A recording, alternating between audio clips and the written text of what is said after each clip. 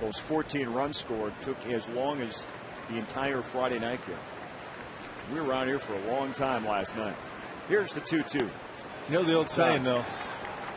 Doesn't matter how long it takes, as long as you win. As long as you win. If you lose quick.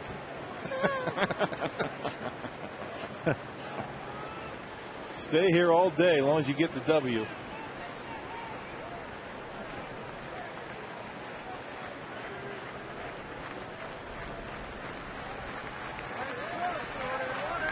(3-2) from Wolf. Again, Pagan gets a piece of it. Yeah, 3-2 changeup that time. Yeah, Wolf is throwing everything at the Mets in this inning. We've seen all of them: the slider, the cutter, the fastball, the changeup, the curveball, you name it. He's been using everything in his arsenal to try to get out of this inning. He's got to hope his teammates rock R.A. Dickey a little bit to give him a breather in that dugout. This one driven to right. Corey Hart calling for it. And Randy Wolf gets out of what looked to be a big first inning mess, giving up just a run as we go to the bottom of the first.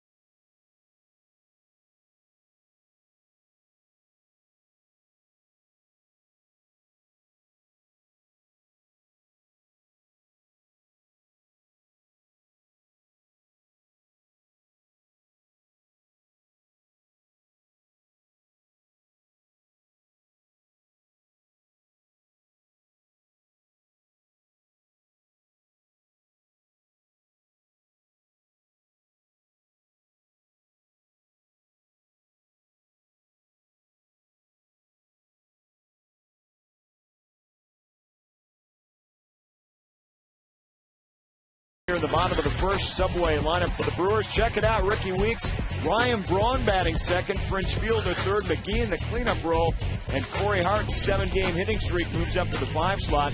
Gomez, LaCroix, Randy Wolf, the pitcher in the number 8 slot, and Alcides Escobar at the bottom of the order to face R.A. Dickey, the knuckleball specialist. Yeah, his third start since being called up from AAA Buffalo.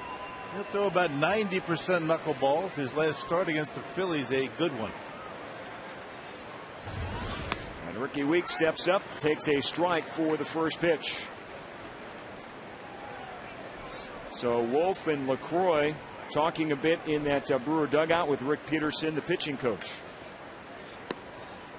A lot of meetings in that first half inning as it labored and went on for 36 pitches. Yeah, similar situation in his last start with Jonathan LaCroix back there behind home plate, but they were able to figure things out, and the pace of the game picked up pretty well. Different team, different scouting report, so they'll get on the same page. Ricky Weeks faces the 1-2 from Dickey and hammers it left center, long way. Over the wall for Ricky Weeks. And with one swing of the bat just that fast, the Brewers tie it up.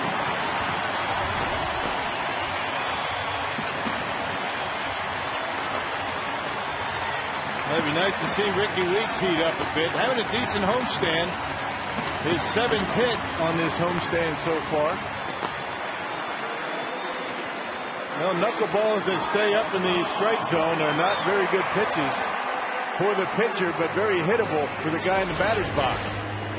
Check it out. That actually looked like a fastball. And Ricky all over it, knocks it on out of here off the top of the wall out in left center. And bounces into the Brewer pen.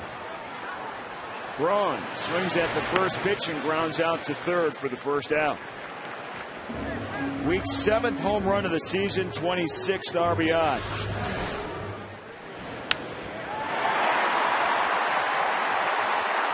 Off the top of the wall and out of here. Tie game, just like that.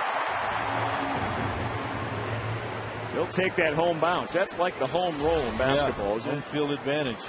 First home run allowed by R.A. Dickey this year. Now Prince Fielder batting in the number 3 spot. 268, 7 home runs, 19 ribbies for Fielder. You know, talking to Ken Maka about his lineup shakeup with Ryan Braun hitting in that number 2 spot. You know, he hasn't hit in that spot in 4 years. His first 2 games as a big leaguer with the Brewers in San Diego, he hit in the 2 spot. And Fielder knuckles this into center for a 1-out base hit. Let's catch up now with Dale Swain, Brewers hitting coach, on hitting the knuckleball. You got to get the ball up. You don't swing at anything down because it just breaks out of the strike zone, and that's when the balls break the most, is when they're down in the strike zone. So basically, when you see the ball up, hit it. Anyway, Ken Maka is really concentrating on trying to get early runs, first inning runs, and that's why he's got the lineup shakeup with Ryan, Prince, Casey McGee, and a lot of it has to do with the success right now of Corey Hart, getting him a little bit more up in the lineup. You got Randy Wolf in the number 8 spot. That's a new twist in that Brewer lineup. He looks at it as like Escobar being the 1A leadoff hitter. So it says you got 2 guys with speed, 9 and 1 in the batting order. So a big shakeup in the lineup today after scoring 8 runs yesterday. He still wants more guys on base. He wants more opportunities and feels as though right now some of his hitters can do that. McGee fouls this one away. 1-2. He's behind in the count. Leads the National League with those 41 RBIs. Braun leads the league in hitting. McGee leads the league in RBIs, and Corey Hart leads the league in home runs. Saying a lot about the Brewer offense right now. And the pitching's starting to come around. We talked about it when we came on the air today. The shot in the arm, these young kids. And here comes Corey Hart, part of the complement of what's going on with the Brewer pitching. He's doing it from the plate.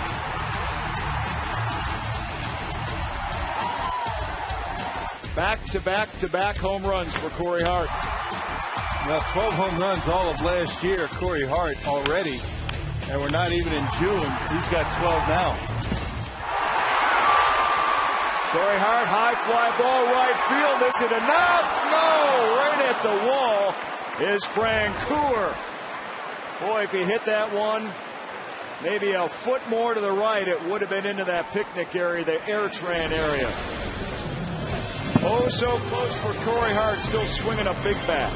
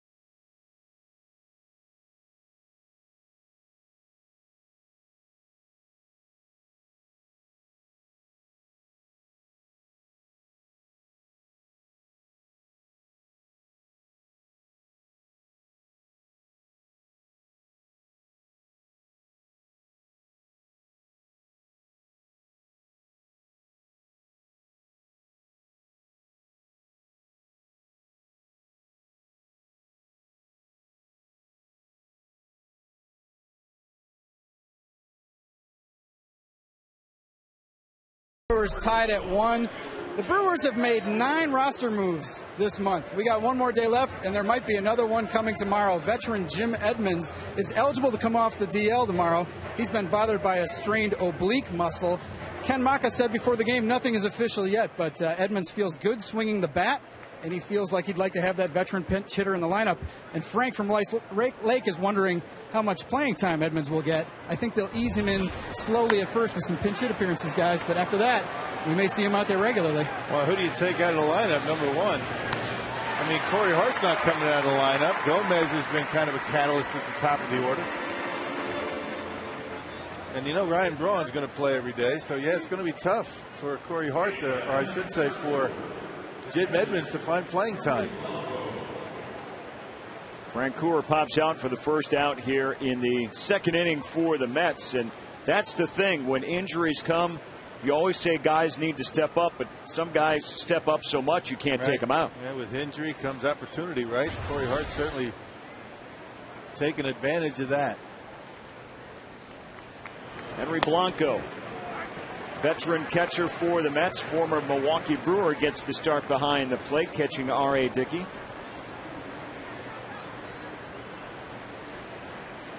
That whole outfield spot really in center and right up until Edmonds got injured, Rock, was unsettled anyway. Whether it was a platoon or whatever you want to call it, nobody had an everyday start there. No, a lot of inconsistency offensively. So, you know, Ken Mock was forced to play whoever he felt had the best matchups that particular day. And you know that, you know, any manager wants to have a set lineup every single day, but in a perfect world, you know, there isn't a perfect world. I mean, you got to mix and match sometimes, and you wait for somebody to step up, and that's what's happened. 1-2 to count to Blanco.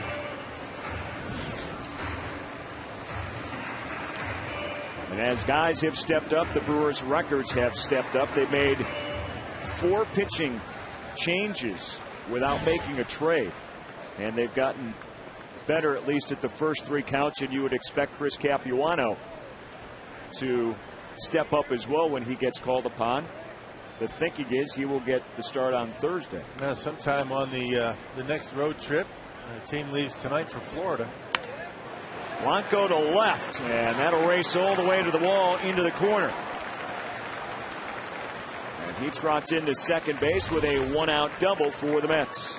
Yeah, just keeps chugging along, does Henry Blanco. He's been around a long, long time, and one of the better defensive catchers in baseball. Great backup catcher, and he'll get a couple of big base hits for you. Hitting around 270 this year. Tremendous throwing arm, and you really don't lose a whole lot with Henry Blanco in the lineup. 3rd double on the season for Blanco. That brings up the pitcher now, R.A. Dickey, who's officially 0 for 3 batting in the majors. All 3 of his at-bats coming with the Mets as he slices this one foul. R.A. Dickey, Robert Allen Dickey, born in Nashville, Tennessee. Went to the University of Tennessee and is the record holder there for most career wins for a collegian with 38. Wasn't throwing as many knuckleballs back then. Probably not.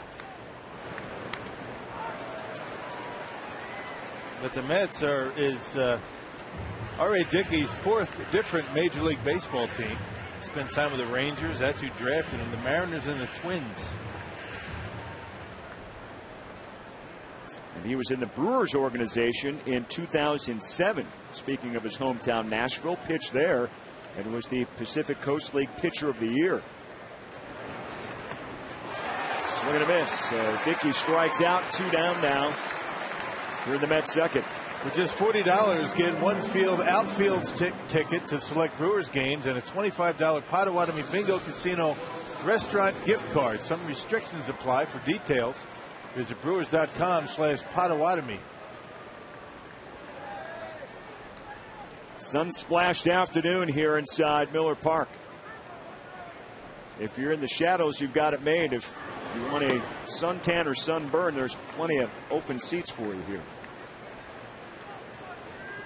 I still smell the suntan lotion wafting. Yeah, well, it's not me. I want you to know that.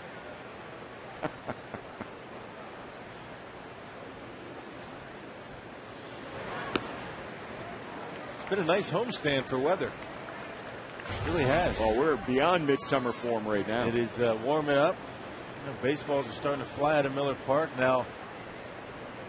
9 home runs for the Brewers in their last 7 games, so they're starting to heat up a bit. Roof has been wide open on this homestand.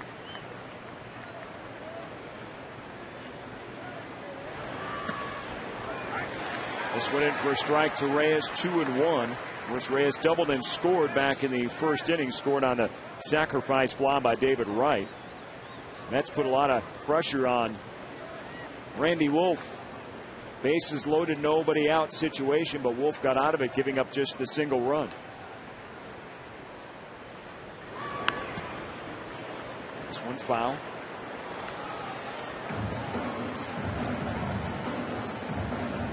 Lucroy may have gotten hit by a chunk of that last foul ball, so he'll come out and talk to Wolf. That big back swing, you take the top hand off, watch the bat on the back swing, and where does it get him? Right on the top of the head. That's why you wear a helmet, kids. It's mandatory now in these days, down in the little leagues and Babe Ruth leagues, high school. Got to wear a helmet behind home plate. Didn't used to be that way. My son's catching now, and he's gotten hit a couple of times. Yeah. I got plunked right on the top of the head when I first got called up. Cliff Johnson, that big back swing. He had the cloth cap right on top of the head. Saw stars for a little while, but then I started wearing the helmet. Was that earlier in your career? Yeah. Reyes lifts this one foul. That answers a lot of questions you've had about me. I wasn't going to go there. And it wasn't the first time that happened.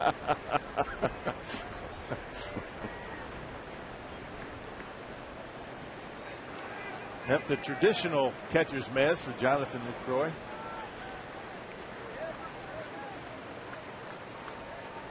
Two on the way, the Reyes. All 3.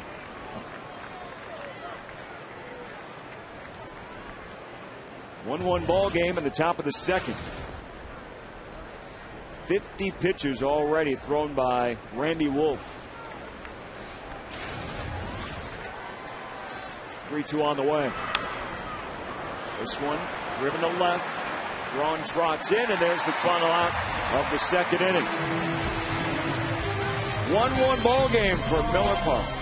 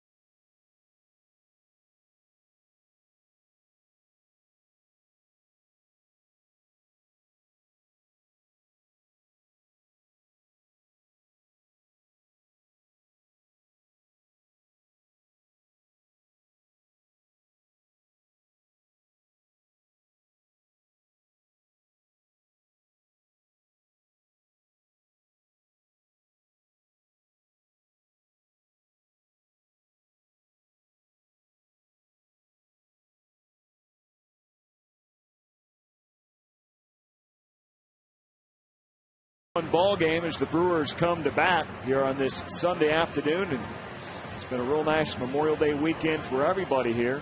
Happy Memorial Day weekend, and Brewers honoring the veterans. Soup's troops have their seats filled down there behind home plate. Brewers will hit the road after this and start a road trip down in Florida tomorrow as Carlos Gomez steps in. Play a day game tomorrow afternoon, so kind of a quick turnaround. 4 in Florida and 3 in St. Louis. Dickey delivers to Gomez, and he rips it in the right field for a base hit. Big turn as he thinks about 2, but he'll settle for the single to lead off the inning for the Brewers. Now, talking to Henry Blanco about R.A. Dickey, it's the first time that Blanco has ever caught a knuckleballer. Now, he caught Dickey in spring training, so he does have some experience. R.A. Dickey travels his own catcher's mitt. But even still, as well as Henry Blanco throws the baseball, it always makes it much more difficult to throw out base runners with a knuckleballer out there. Job number 1 is catching it, let alone trying to be quick and throw somebody out. So a good situation perhaps for Gomez to try and steal a base. And the pitch out, Gomez not moving. Gomez perfect, 6 for 6 stolen bases so far as a Brewer.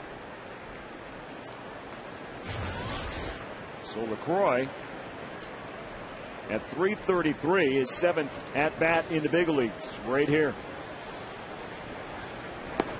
Now, these days, the catcher's throw-out percentage is about 30%. That's considered to be pretty good. It's down from what it used to be maybe 20 years ago. But how about Henry Blanco? He's thrown out 6 of 7. Not too bad. That's almost 86%. Unheard of. And his lifetime's right around 40%. Yeah, he's as good as it gets defensively. And boy, Gomez just got back. So LaCroix at the plate. And quick feed by R.A. Dickey, very close at first base.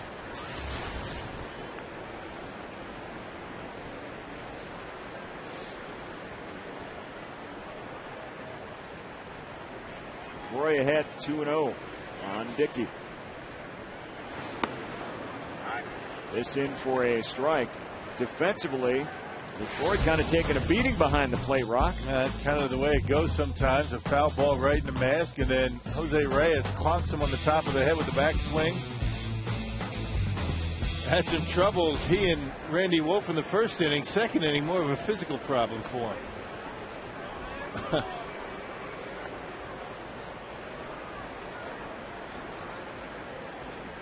How would you describe how you have to be a catcher? Tough.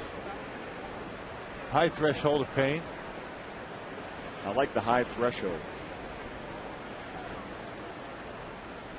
Dickey keeping a close eye on Gomez.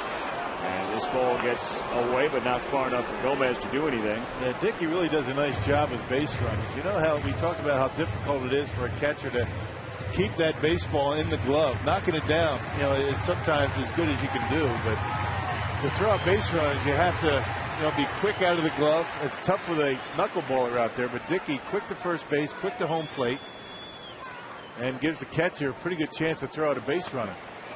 Gomez on the move, throw to second in time to get Gomez, and that's the first time he's gunned down as a Brewer. And we talked about it. I'll tell you, Dickey very quick to home plate. That looked like a fastball that time. It was up in the zone, a good pitch to throw on. And Henry Blanco continues to throw out base runners, now 7 for 8. The throw true down to second base. Looked like he might have been safe. Pretty close down there at second base. Did he have the hand in there? Boy, pretty close. LaCroix lifts this one into right, a base hit. So he's on first. Boy, on that swing, LaCroix looked a little slow to get out of the batter's box. That probably went with a knuckleball, and LaCroix able to hit a pretty good swing on it. Didn't hit it all that well. I think he thought it was a foul ball. That's why he was late getting out of the box. He swung at that pitch. His reaction was he fouled it straight back, but that ball right down the right field line. You're getting clunked in the head too much. Time to wake up, kid. He's all right. Just kidding. Randy Wolf in the 8th position for Ken Maka here. The first time this season a Brewer pitcher has batted 8th. He used that scenario last year several times. toyed with it in spring training, but this is the first time during the regular season. Yeah, every team that uses it ends up doing away with it. Doesn't last long. Pirates started the year doing that. They no longer do it. The Cardinals, who really were the first team to do it, don't do it anymore. Just trying to find base runners for Ryan Braun and Prince Fielder. That's what it's all about. And keep Bernie Brewer busy. 3-0 to Wolf. In for a strike. Wolf trying to get LaCroix over to second base for Alcides Escobar, who waits on deck.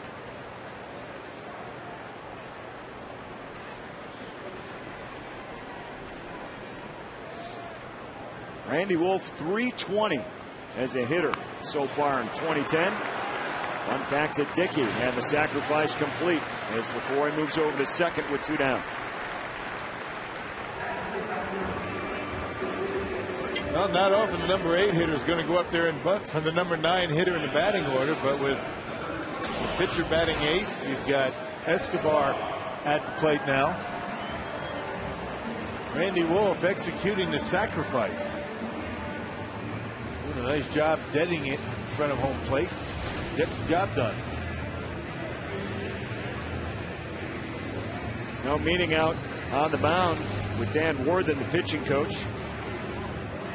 2 down to the Brewers' second as LaCroix's over at second base for Alcides Escobar.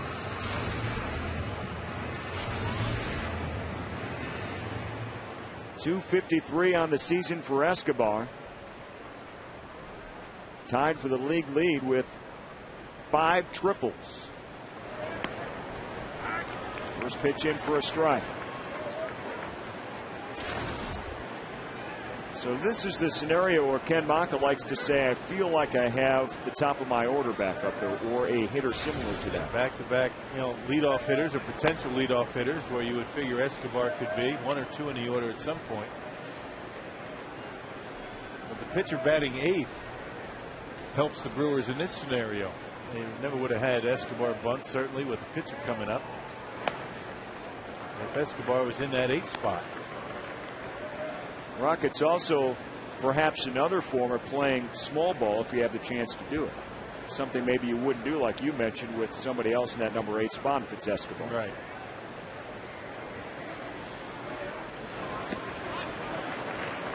Dickey misses again, 3-1 on Escobar.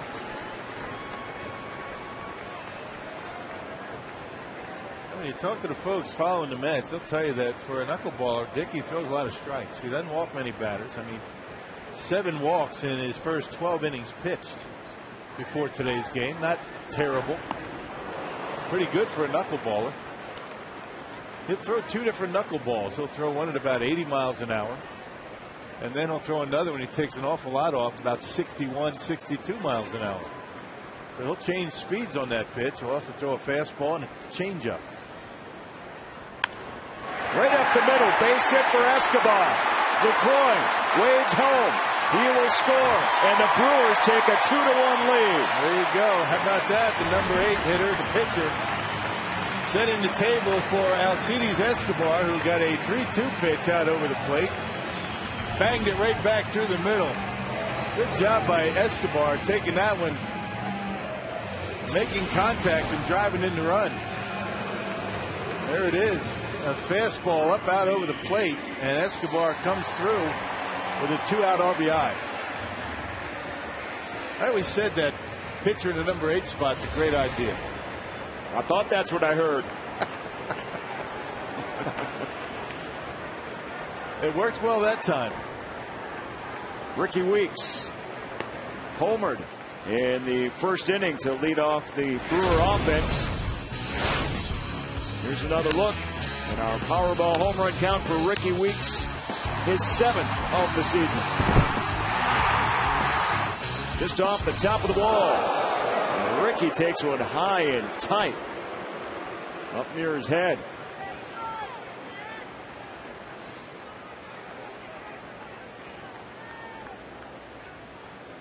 That looked more than a knuckleball there.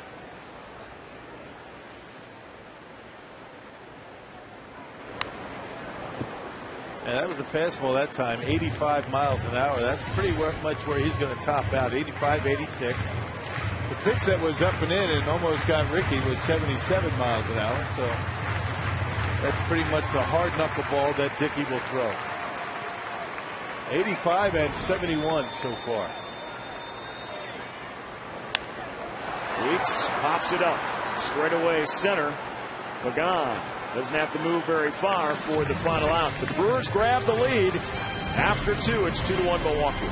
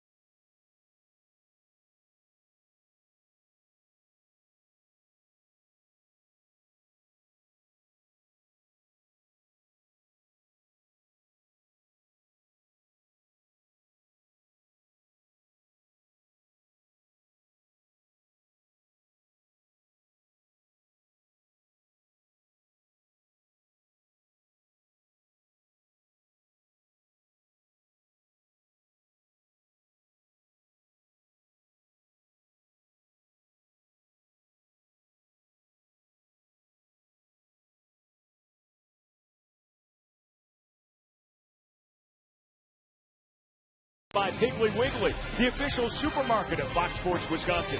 And by Ho Chunk Gaming Wisconsin, your ticket to more. Nice, warm, sunny afternoon in Milwaukee on this Sunday as the Brewers close out their homestand against the Mets, trying to sweep away New York. Another big crowd on hand in this Memorial Day weekend. Castillo leads off the 3rd inning for the Mets. Randy Wolf now has a 2-1 lead to work with. Castillo walked back in the 1st inning.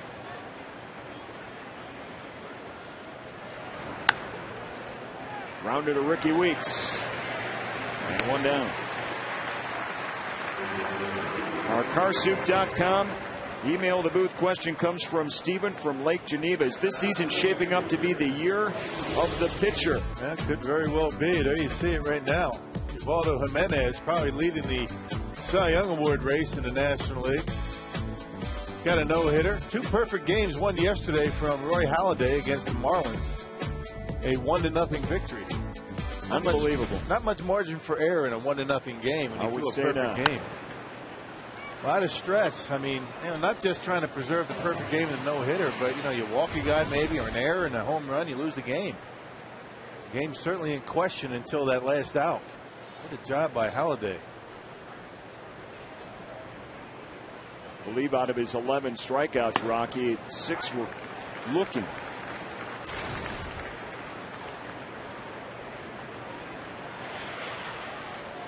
Some people were saying, why not start swinging away Marlins? The team doesn't strike out a lot anyway, but he was on. And usually the Marlins do swing. I mean, they're a very aggressive ball club. They have a number of young hitters that like to be aggressive, first pitch fastballs.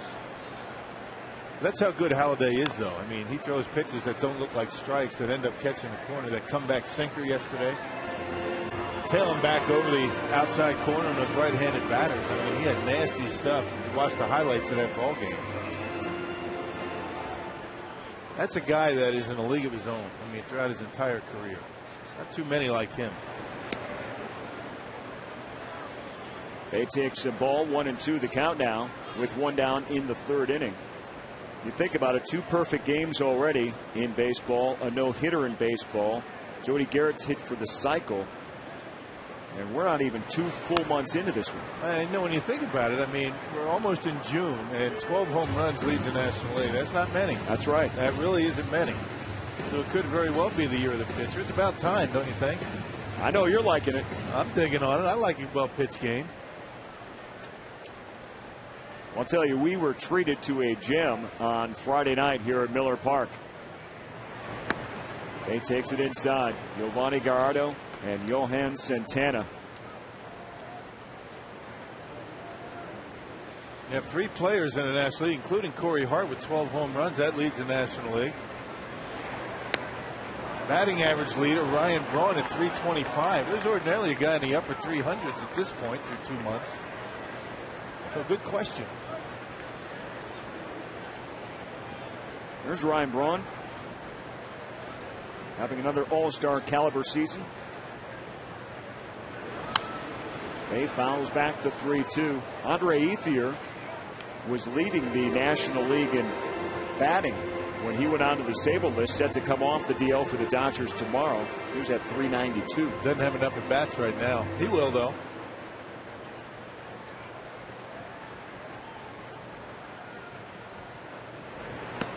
And the 3-2 misses, and Bay draws a walk. His second of the ball game. I should say Castillo. You're right the first time. Yep, no, that was Bay. I'm off one on my scoring here. Here's Tatis.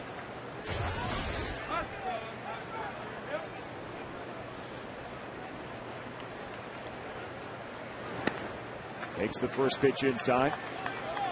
And Randy right now really struggling with that cutter, the slider on the inside part of the plate. That was a pitch that was so good for him in his last start. He's been struggling with that pitch since the beginning of the game. Big cut and a miss by Tatis. It's the game-to-game consistency that Randy Wolf's still looking for in a Brewer uniform. Yeah.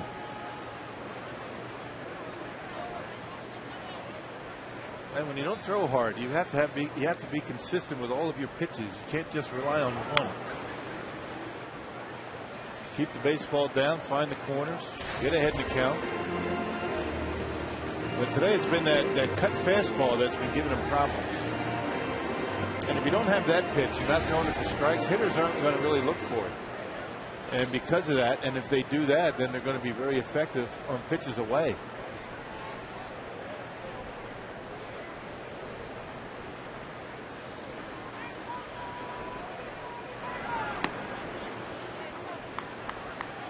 Two and two the count now.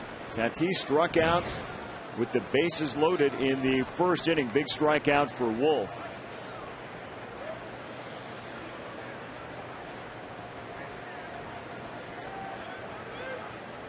Wolf labored a bit in that opening frame, but only gave up the 1 run on the sacrifice fly.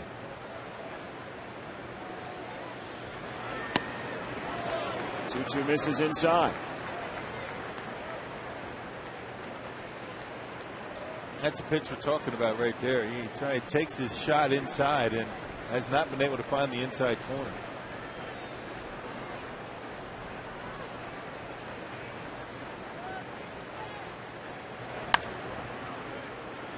Another pitch fouled away. And when you go up there at the plate and you can pretty much forget about one side of the plate, in this case inside right now, because Randy hasn't been able to throw it for strikes. They're going to get some good swings on pitches out away from him. And you saw Tatis do that on that fastball away.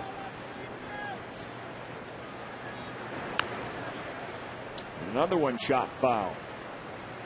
So the 70th pitch of the game already for Wolf coming up here in the 3rd inning. Manny Parra was only able to go 3 innings yesterday, and the bullpen came in and pitched the next 6. Of course, the bullpen wasn't needed on Friday. But it's those back-to-back deep bullpen efforts that can get you. And another walk. So 2 aboard via the base on ball with 1 out. That'll bring up David Wright. He plated the Mets' only run of the game back in the first with a sacrifice fly.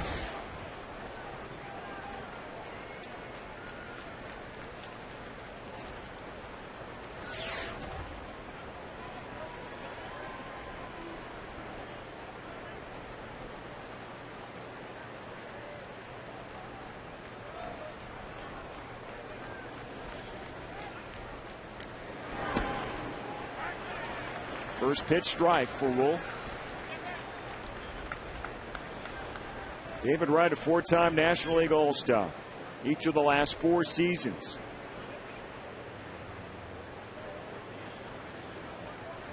Plays a pretty mean third base, a 2-time Gold Glove winner.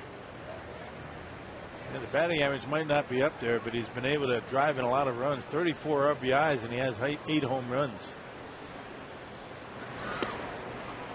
And as we mentioned, his first time up, tremendous opposite field power. Well, LaCroix and Wolf meet again. And now Ricky Weeks coming in from second. And maybe trying to switch up the signs, maybe, of the man at second base. Change him up a bit so that, you know, the hitter doesn't get the signs from the man at second out there. They can relay those signs.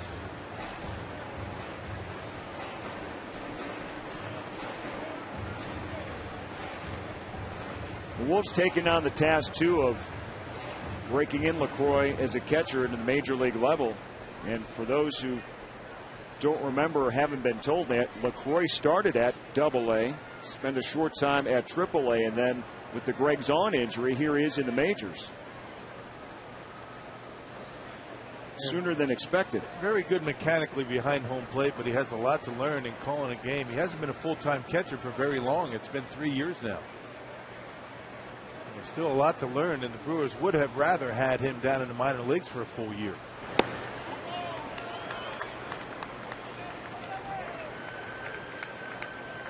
But he doesn't mind being at the major league level. He can swing the bat pretty well. He's considered to be a pretty good offensive player.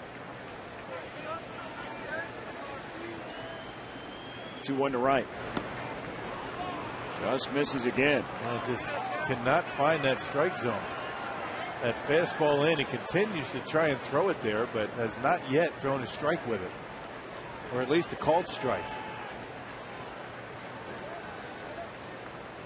3-1 on the way. And this misses low. So the base is loaded on 3 walks. Right, 5 walks now for Randy Wolf. He's really fighting the location today. Doesn't really want to throw that 4-seamer on the outer half of the plate. Continues to try and work that fastball in. Just can't find it. And I would imagine, Rock, that Randy Wolf has to have a good demeanor, good veteran, of course, to work through these circumstances we're talking about. Yeah. Well, sometimes when you have a pitcher out there fighting his command, you might want to adjust your target a little bit. Wolf is missing in. Maybe set your target a little bit more over the plate. Maybe that might do the trick. Pagan now up with the bases loaded, 1 down. A lot of off-speed pitch. He started him out with a changeup there.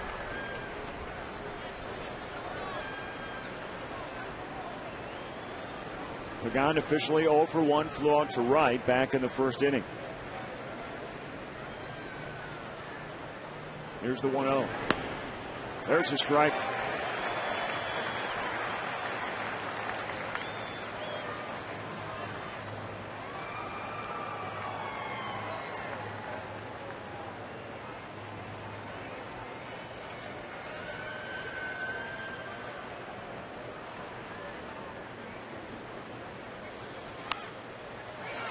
Popped him up, is there room?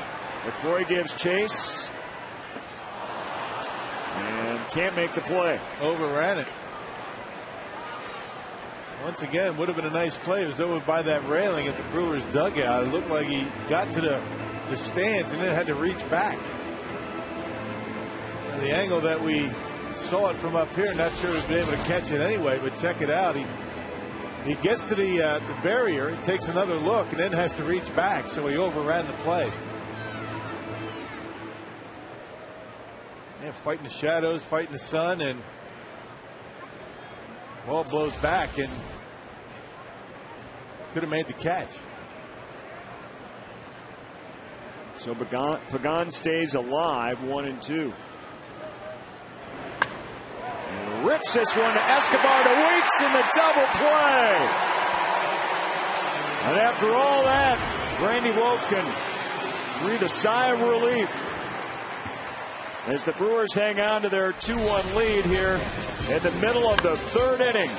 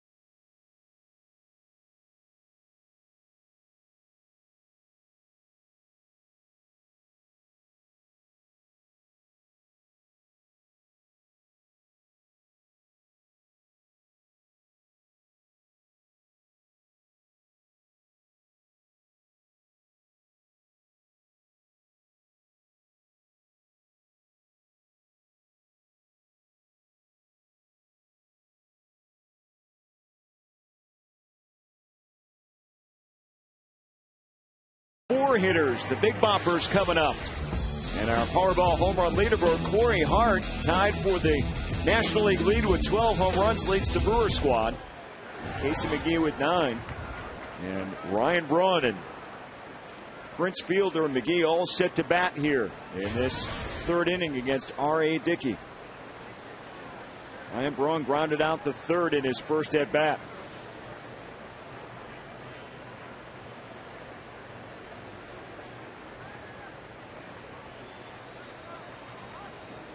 Nashville, Tennessee native delivers to Braun inside, 1-1.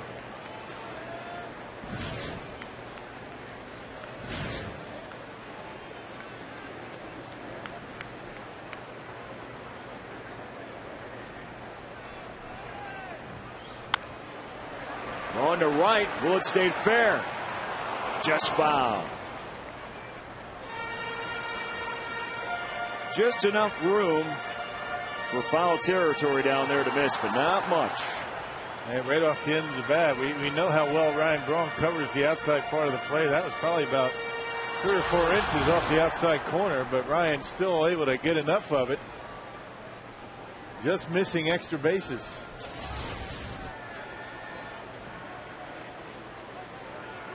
Here's the 1-2 to Braun.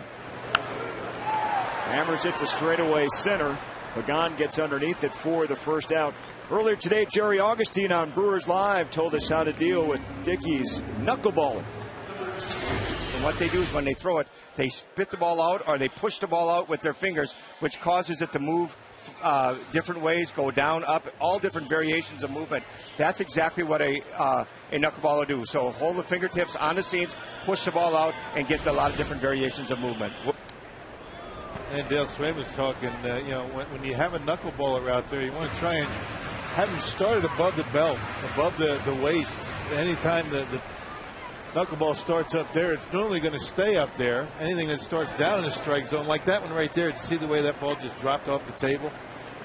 Make him start at about the letters, and you got a pretty good pitch to hit. A very inconsistent pitch with respect to movement. A lot of times the pitcher doesn't know which way it's going to move, let alone the catcher. That's what makes it so tough to catch. So Prince Fielder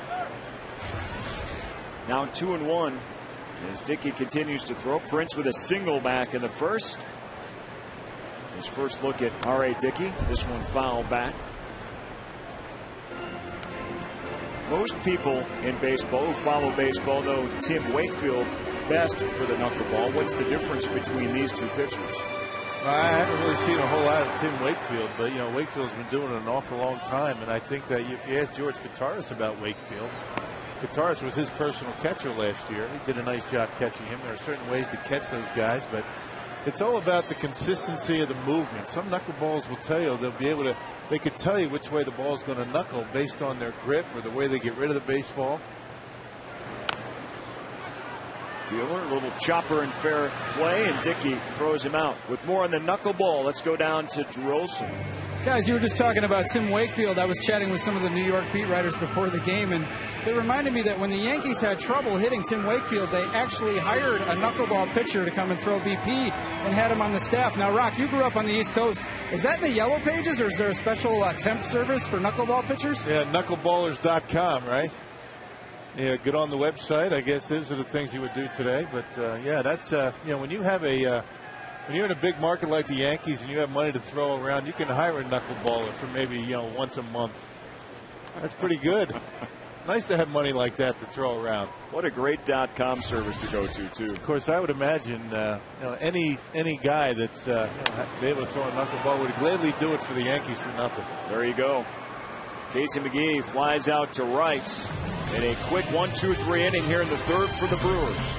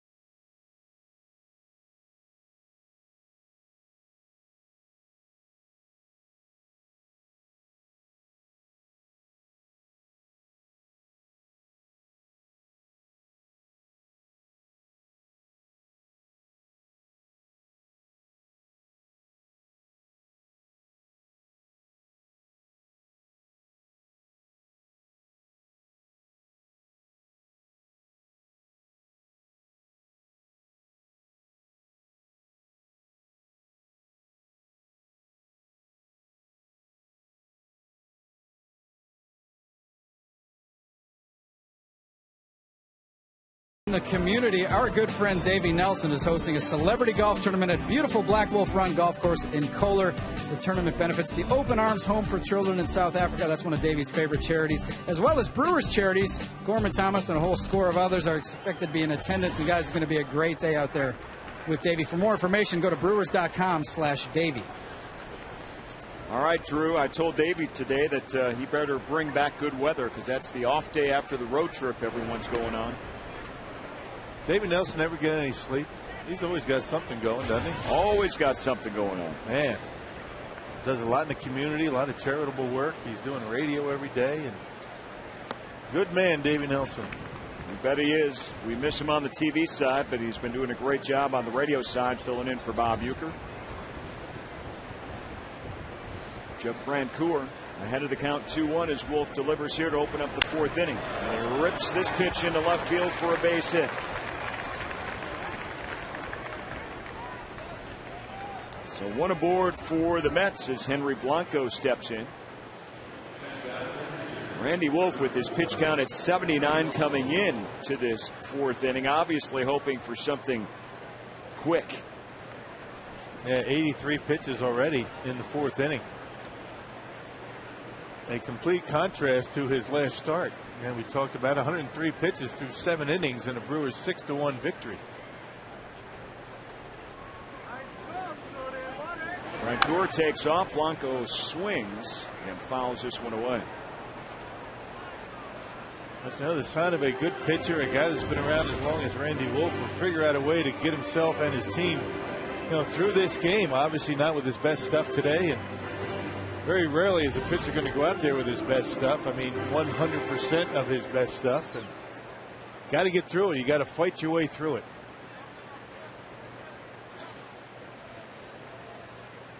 Francoeur has some speed over at first. He has 5 stolen bases. And Wolf misses inside.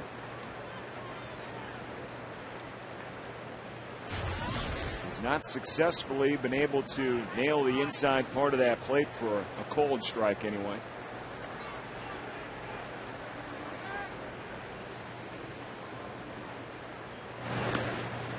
Been an awful lot of off-speed pitches by Randy today. Change-ups and sliders and curveballs and things like that. You know, sometimes you go out there, you're on the mound, you get a start, you don't have, you know, that crispness to your pitches. You don't have the velocity on your fastball. Sometimes you don't have the location. If you have the other stuff, just the way it goes. They call it battling. You're going out there and it's a fist fight every inning, every pitch.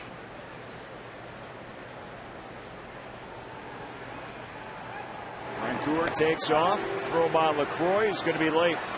So Francoeur takes second base. Looked like he went on the first move by Wolf. You got a great jump. Francoeur with pretty good speed, able to steal it easily. Nice play by Ricky Weeks to keep it in the infield. A short hop, a big lazy curveball. I think maybe a perfect throw. It might be close. But Ricky keeps Francoeur at second base.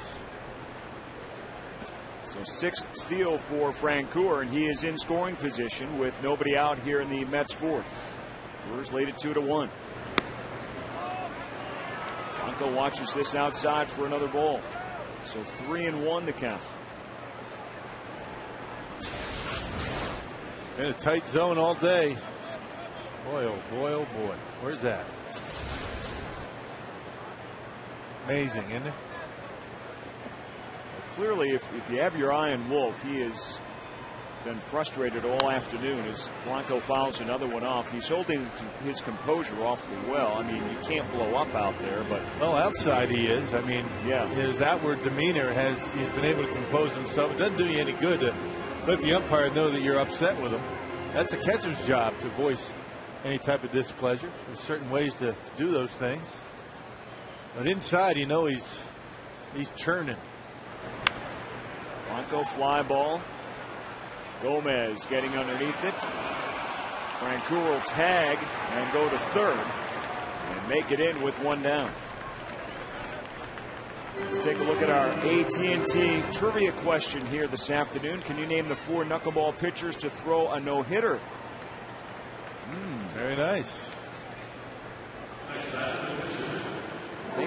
Think. Yeah.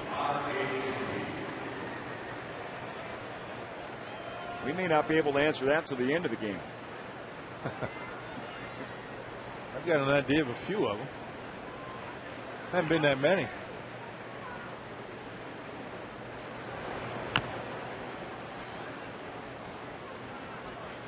So R.A. Dickey chops this one foul as he gets his second at bat of the game, struck out back in the second inning.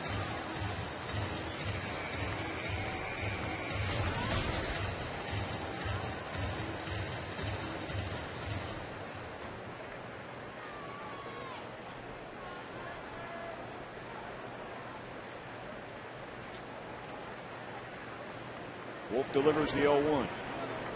Nice job by LaCroix. Keep that nearby.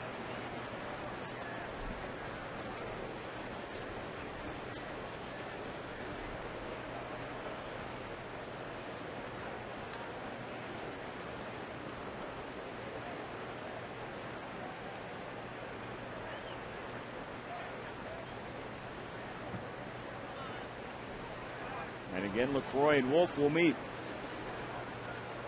And Randy Wolf, one of those guys that leaves nothing to chance. If there's any type of confusion, he's going to call his catcher out there.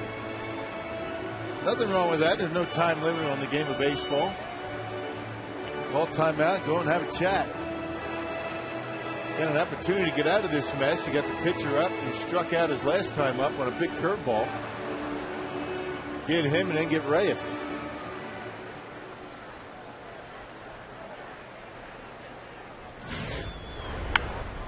Dickey puts it in play and gets a base hit, and that's run in infield and drives in a run to tie the game. That's his first successful base hit.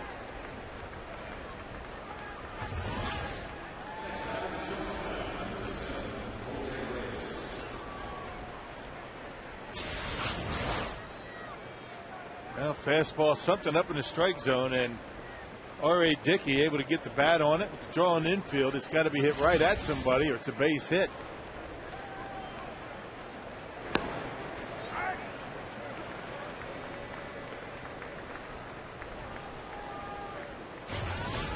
First base hit for Dickey. Spent most of his time in the American League. And he helps his own cause here this afternoon at Miller Park. And it's tied at 2-2. Now Reyes, who doubled and scored back in the first and flew out to left in the second inning. Right back at Wolf. He catches it and will throw it to Prince. And another double play for Randy Wolf to get out of any further damage. He gives up one. And Corey Hart, the hot hitting Brewer, coming up. As the Brewers may need it.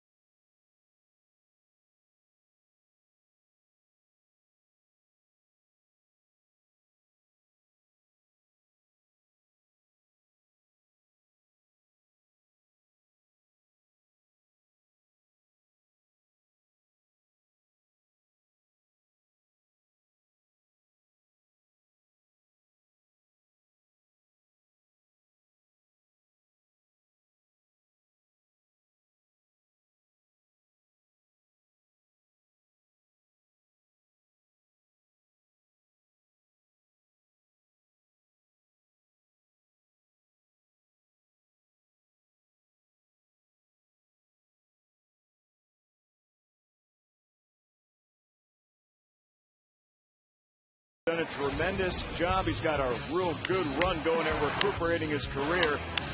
In his first walk-off home run on Friday plus Saturday, his first career grand slam and his first at-bat of the game, and then the next at-bat, a two-run poke. Curtain call time. Some big-time numbers. Last 14 games, look at it. 9 home runs, 19 RBIs compared to his first 27, where he was in a part-time role with the Brewers, but for the last 14 games, he's assumed the everyday role of right fielder and slugger. 9 home runs, 19 RBIs in his last 14 games. You know, last year, Corey Hart, 12 home runs, 48 RBIs. 12 home runs right now. It's not even June with 31 driven in.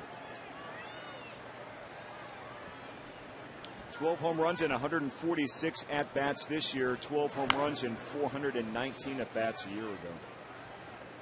Pretty good improvement. On a pace for what? And we know we like that up here.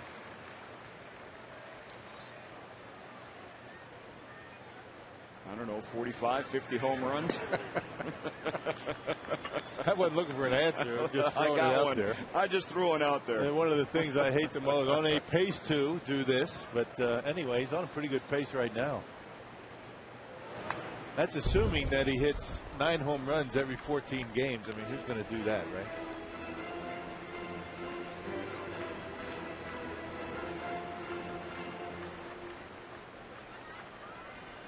Corey's first in the league in home run ratio. And he hammers this one to center, but right at Pagan. for the first out. Just hitting everything right on the barrel. Sometimes he gets under him. Sometimes he hits it right at somebody. But he's in one of those grooves where every time he swings the bat, he's hitting it hard. Little birdie in my ear, 36 home run pace. My math's always off. See, I'll give him a little bit more. Right, 36 home runs. Yeah, that's a good year. Carlos Gomez with one down here in the fourth inning. Faces R.A. Dickey. Remember one year Jip Jenkins had 5 triples in the first 3 weeks or something like that, something gaudy, and we came up with a stat that he was on a pace for 35 triples. Kind of funny. You just extrapolate it out. You got to do that, but that's the fun about baseball. That's why certain hitters are streaky. And you can sometimes see where numbers throughout the course of a season are put up, but not every single day.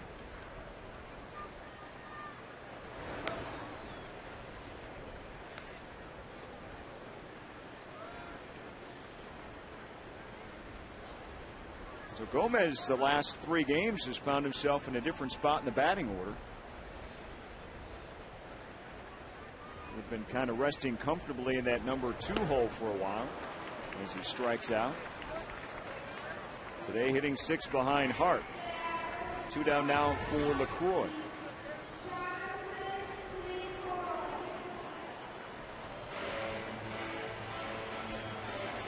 LaCroix singled and scored back in the second inning.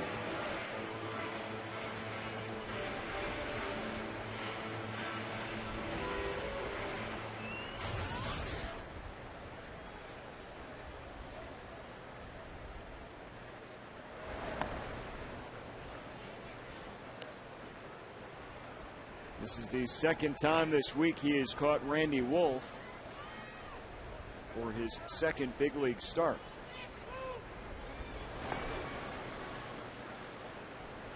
George Kataris getting the day off.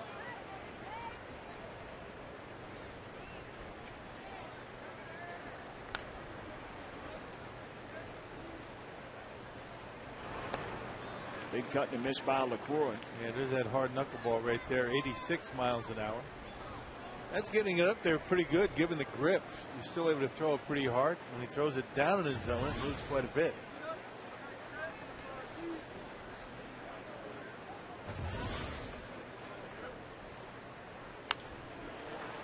And this one shot in the left, and it's going to be another base hit for LaCroix. So he's 2 for 2 here this afternoon. Base hit. All about location, Greg. I mean, that pitch starts up in the strike zone. It stays up. It starts down. It goes down even more.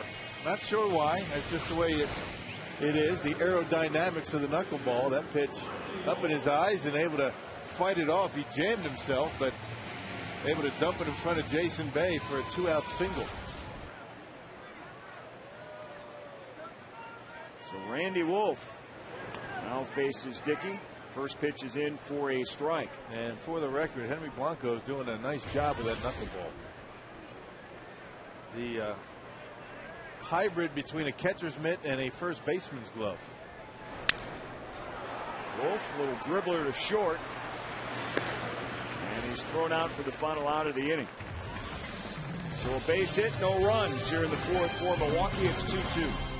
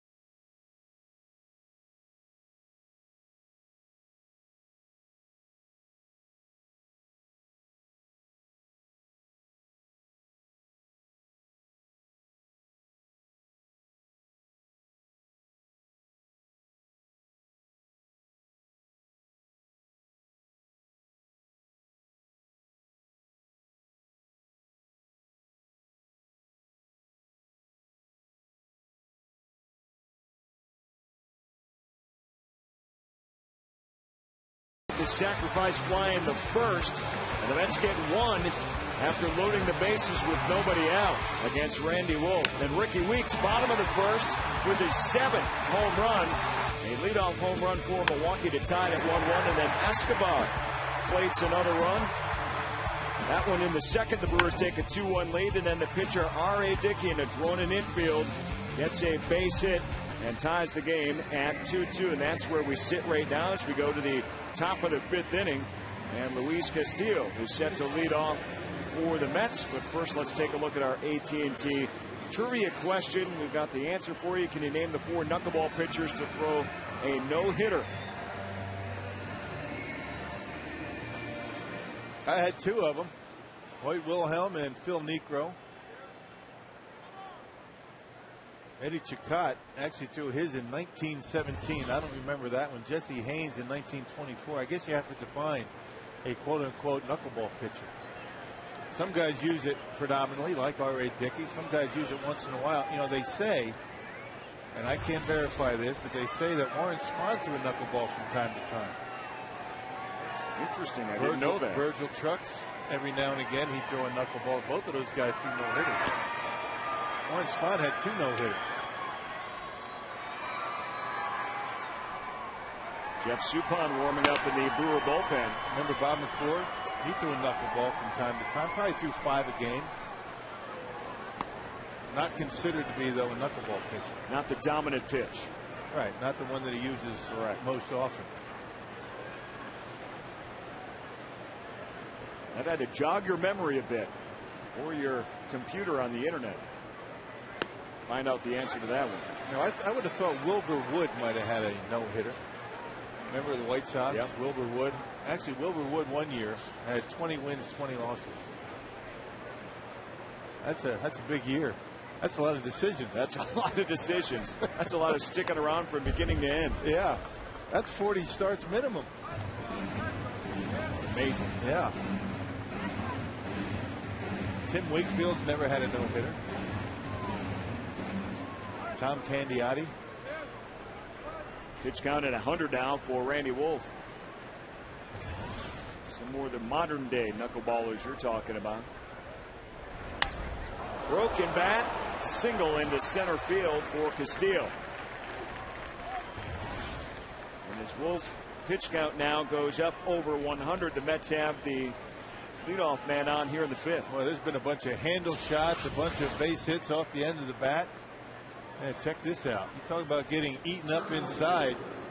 That bat splits right down the middle, down on the trademark, but it died happy with a base hit. That brings up Jason Bay, who has walked twice in this game. Wolf misses on the outside corner. Now, a knuckle curve is not considered to be a knuckle ball, right? Bert Hooten? Is that right? I'm just asking you. I don't know. The definition of a knuckleballer. Knuckle curve doesn't count, apparently, right? Why use knuckle? He had a no-hitter, Bert Hooten, with a knuckle curve. Should I stop? I think that you could redefine the definition of this. I'm just saying. Having fun with it. I like it.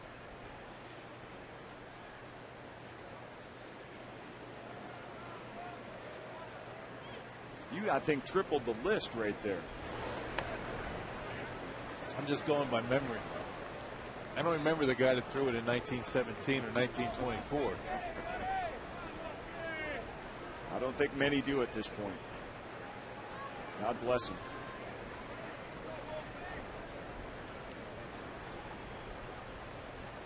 Here's the 2-1. No, he actually caught Tom Candiotti in AAA in Vancouver. He wasn't throwing as many knuckleballs. He'd throw it from time to time. There was a left-hander, though, named Mike Anderson, no relation to my other partner. Kind of a popular last name. Ryan. Yeah. Left-handed knuckleball. He actually traveled the mitt. Tom Candiotti just, had me catch a knuckleball with my regular glove, go off my face mask, go off my arms. He didn't care. But that knuckleball catcher's mitt, very big, very light, and not, big pocket, so you can just knock it down from time to time. And Not like that one. The one that Henry Blanco's using. You say his is more of a hybrid. Bay to Escobar bobbles, gets to Weeks over the first. And Bay reaches, so they get the force at second base. Hey fans, you have a favorite player that works hard and has an aggressive approach to playing the game? Cast your vote for the We Energies High Energy Player of the Year by visiting brewers.com/WeEnergy. And you might be able to even come up with your own knuckleballer. Racking our brains up here. I like it, see, but you're using your memory, the internet a little bit for way back in history, and you can kind of create your own questions. Yeah. But you got to have an answer, too. It's a good conversation. What's considered to be a knuckleballer, right?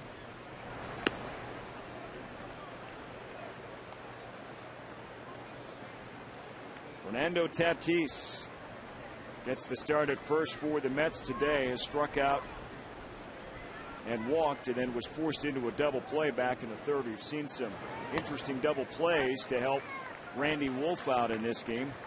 More the unconventional, but he will take them none the least.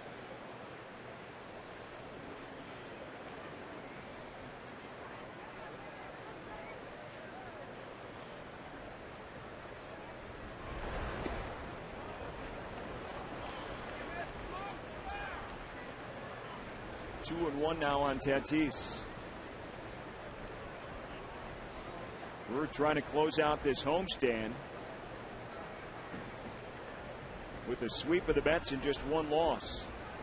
Remember, they came home with the worst home record in baseball, so they're trying to get it improved and have had some very entertaining games. Look out over there on the Mets side.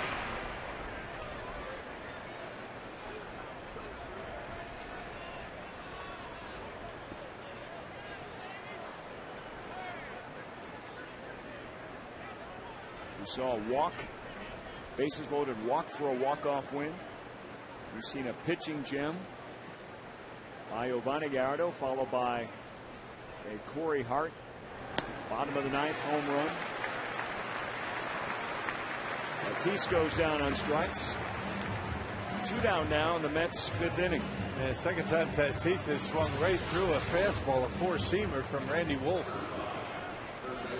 That one out or half and up in the strike zone. The last time he struck out, his first at bat, with the bases loaded and nobody out, a fastball right down the middle. Swung right through it.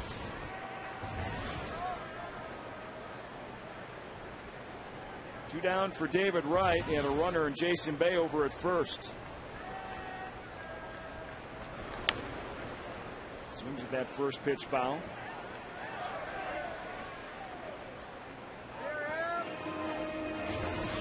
Wright, the sacrifice an RBI back in the first and then drew a walk in the third.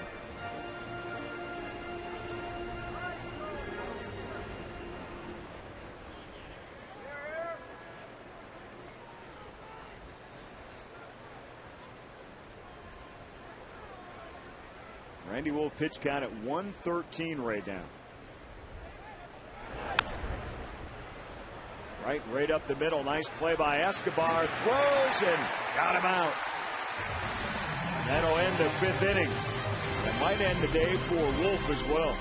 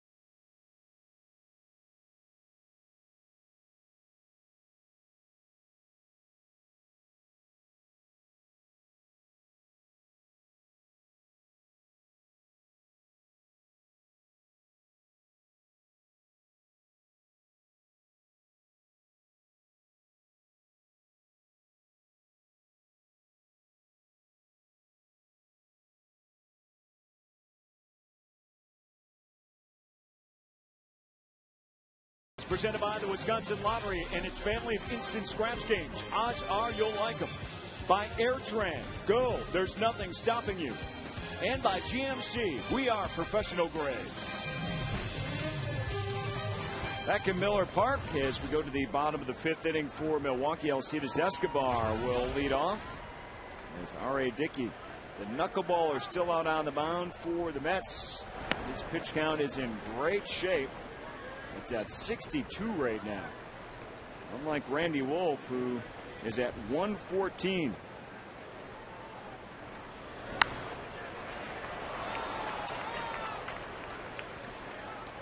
Well, it's time for today's time of the game winner. It's Custer's Pit Stop in Custer, Wisconsin. If they call the Brewers in the next 24 hours at 902-4572, they get 40 Miller Lite beer pen tickets to a 2010 Brewers home game. It's offered courtesy of the Tavern League of Wisconsin and Miller Lite. Now, you're a Wisconsinite from day one. Where's Custer? East of Stevens Point. Nice. You get around, don't you? Roam that area for a while. Is that one of the many colleges you attended? For a visit. just a brief stop, huh? Just a visit.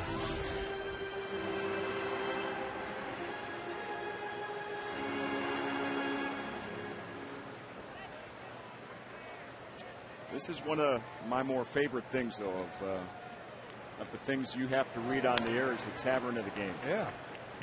Some interesting towns, you know, you like to know where they are. You might run into them. You know, you mention their name on the air. It might give you a pop or two to stop in. That's what I'm thinking. You drive through Custer, you might get it free. Yeah. Custer's Pit Stop, remember that. It's a perfect name.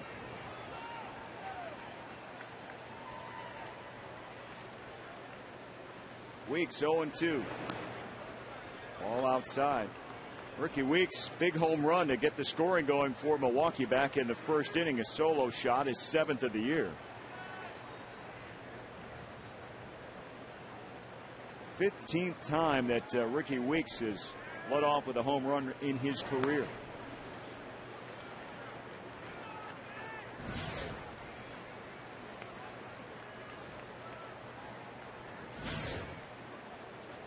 It's hard to get used to the top of this order today. Yeah, Ricky Weeks, then you see Ryan Braun on deck. Haven't seen that in 4 years. Ryan Braun in the number 2 spot. Weeks right up the middle. Castile laid on a throw, and Weeks reaches on an infield hit.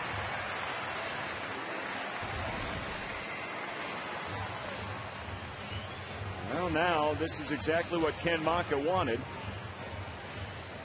is to get some guys on board for the big boppers. Ricky able to beat it into the ground. You know, Luis Castillo's range isn't what it used to be. I think still in all, even if he was 100%, wouldn't have been able to make the play on Ricky. Pretty good play, though. Relatively close. No chance of getting Ricky with his speed. Luis Castillo used to be one of the fastest base runners in baseball. He and Juan Pierre with the Florida Marlins back in the old days. Boy, that was a 1-2 punch at the top of any order. Yeah, they were lightning quick, and both of them run. They steal bases. Cause all kinds of havoc on your defense, on your pitcher. Now Ryan Braun 0 for 2 in this game. Ground out and a fly out.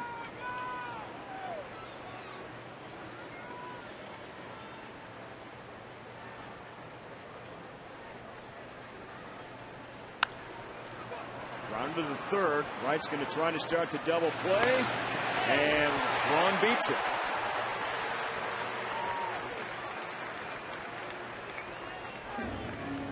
So they get Weeks the lead runner, and Braun safe on the fielder's choice. 2 down. Man, that's a big play. I mean, running hard right out of the box, giving Prince Fielder an opportunity with 2 outs.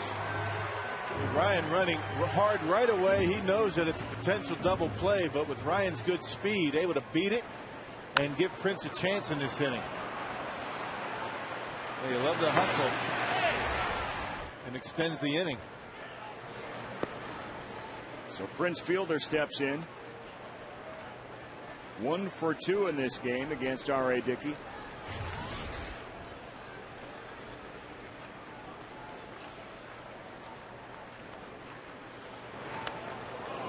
cut and a miss by Fielder.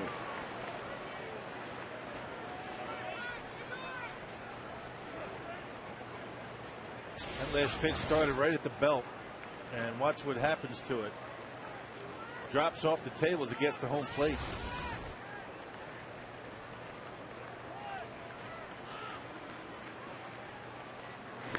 Check Braun over at first. Fielder's last home run a week ago today at Minnesota.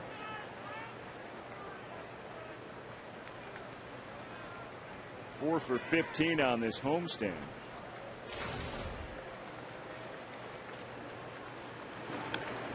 Fouls this one back. But taking his walks, that's the encouraging thing for Prince. He's been walking quite a bit. It all started in that series against the Twins at Target Field. His walk total up to 4th now in the league, and his on base percentage 5th at .402 entering play. Here's the 1-2 outside.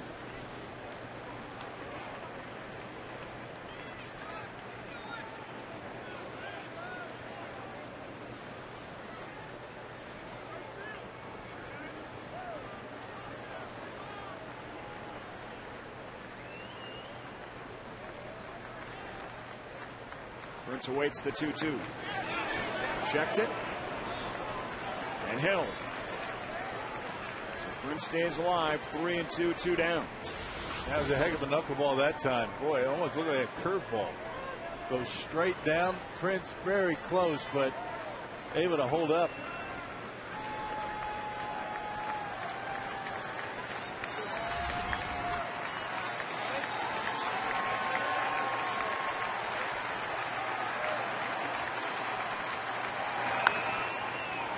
Prince puts it in play, and on that big shift over to right, Prince Fielder is out to end the 5th inning. 2-2 game.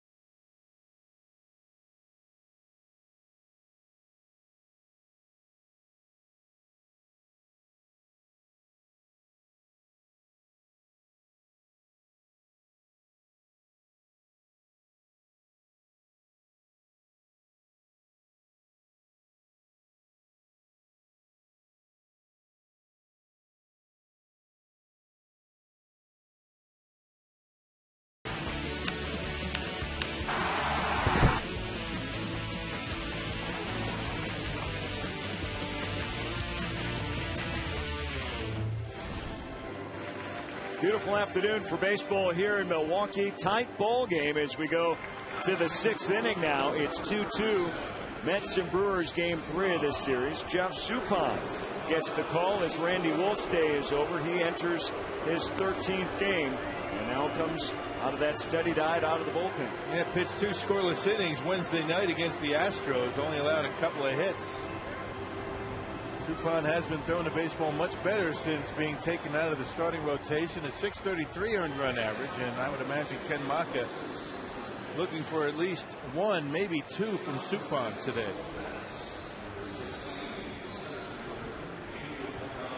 There are the numbers against the Astros. About as efficient as it gets for Jeff Suppan. Didn't give up anything but a couple of hits over 2 innings. He'll face Angel Pagan to lead off the 6th inning. And he lays down to bunt. McGee there, throws, and fires for the out. Dropping down the bunt, and Casey McGee was in on the cut of the grass. Boy, Angel Pagan figuring, I don't care where you are, if I put it where I want it, I'm going to get the base hit. A la Brett Butler. Easy play for Casey. He was way in at third base expecting that bunt and throw him out.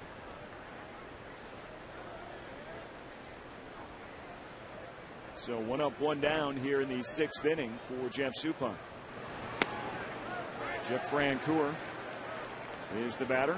Final numbers on Randy Wolf: 114 pitches, 5 innings, gives up 2 earned runs, had 5 walks in this game.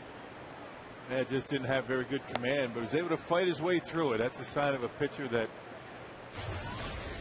you know, even though he knows he's having a tough time out there, keeping the team in the ball game, leaves with a 2-2 score.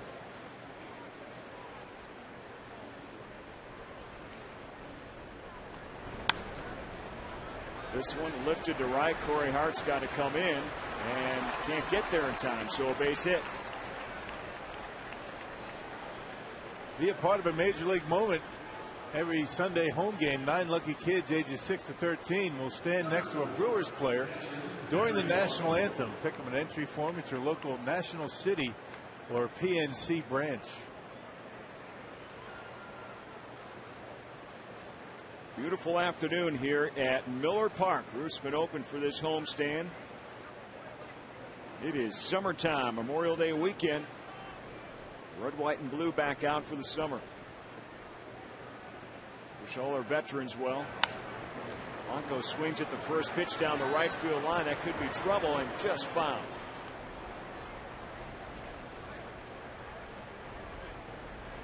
The second time in this series that Jerry Manuel has not sent out his pitcher on the on-deck circle.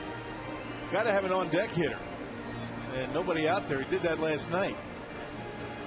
There you see Jose Reyes, who's in the hole right now. Dickey's spot in the lineup is due up. You either have to send up a pinch hitter or the pitcher has to stand out there. You just can't have nobody out there.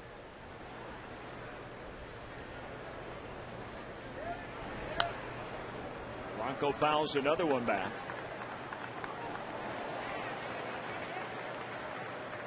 Well, there's Dickey. He's got the batting helmet on. And the umpires aren't going to say anything unless, you know, the opposing manager is going to say, hey, get somebody out on the on-deck circle. Dickey just standing there on the stairs.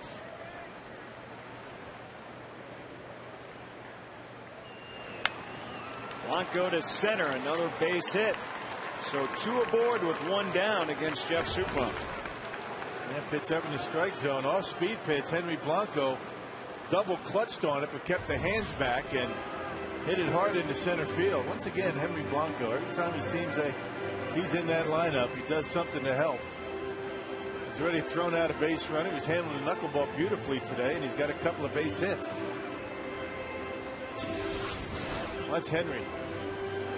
Kind of goes with the bottom half, keeps the hands back, and still has enough to hit it into center field.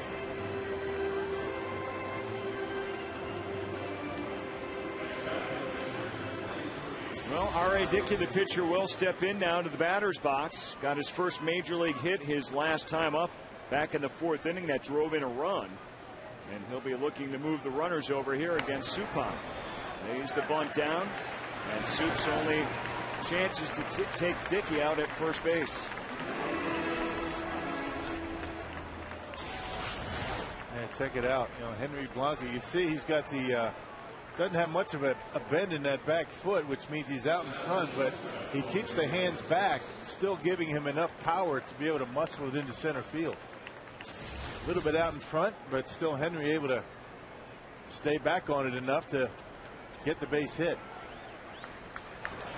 Well, with first base open, the Brewers will walk Reyes and pitch to Castillo. 2 down here in the Mets' 6th inning.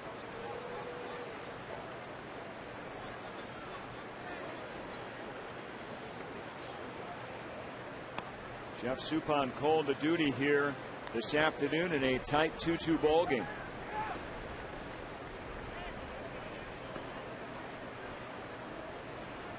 Claudio Vargas was released yesterday by Milwaukee to make room for Chris Capuano, who we expect to get the start on Thursday, although Ken Maka has not officially said that just yet.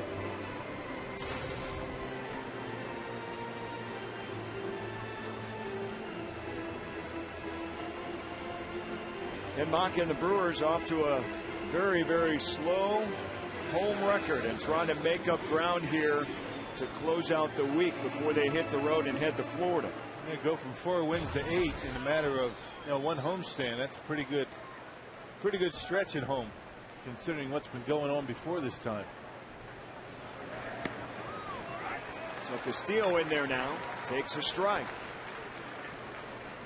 2 down with the bases loaded.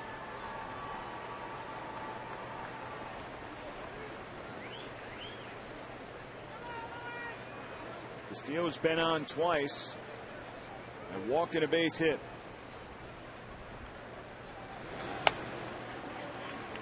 High 1-1.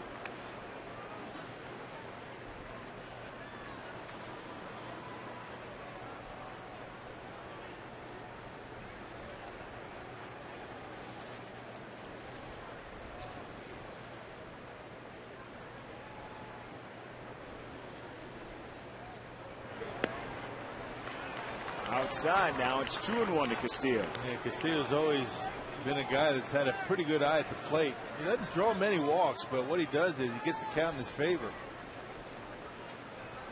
and gets pretty good pitches to hit. He was struggling coming into this game, just 1 for 19 over his last 7 games, and he's been on twice here today.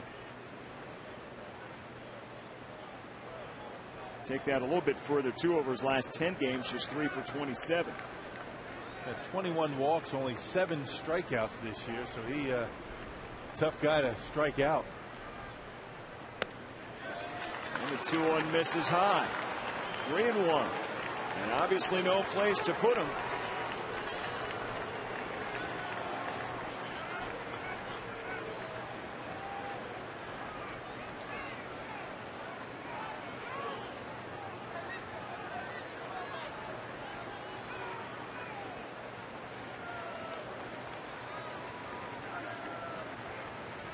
Here's this 3-1 from Suppan, and he, whoa, late called strike. Haven't seen that pitch called a strike all day. Randy Wolf in that dugout saying, where was that when I was out here? Goodness. Thank you very much. Let's see if Suppan can take advantage. 3-2, 2 down, bases loaded in a 2-2 game. Here in the Mets 6. Castillo waits. Soup delivers. Base hit up the middle. This will play 2 for New York, and they take a 4-2 lead over the Brewers. Good battle by Luis Castillo. Got a fastball on a 3-2 count and able to hit it right back through the middle. Once again, making contact, the key to Luis Castillo's success. Even with the wide strike zone on the 3-1 count, Castillo able to come back and get the base hit to give the Mets a 2-run lead.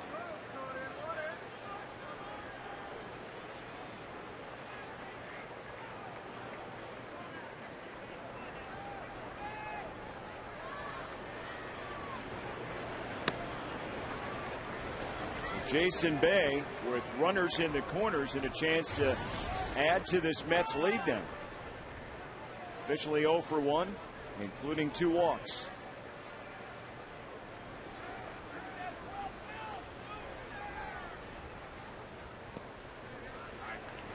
And there for a strike to even the count.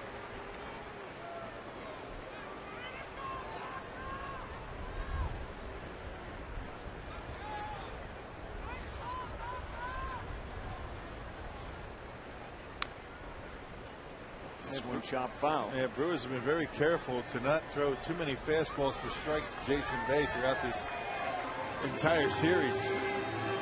both strikes to Bay with Suppan on the mound coming on the curveball. And he threw the fastball in off the plate just for show.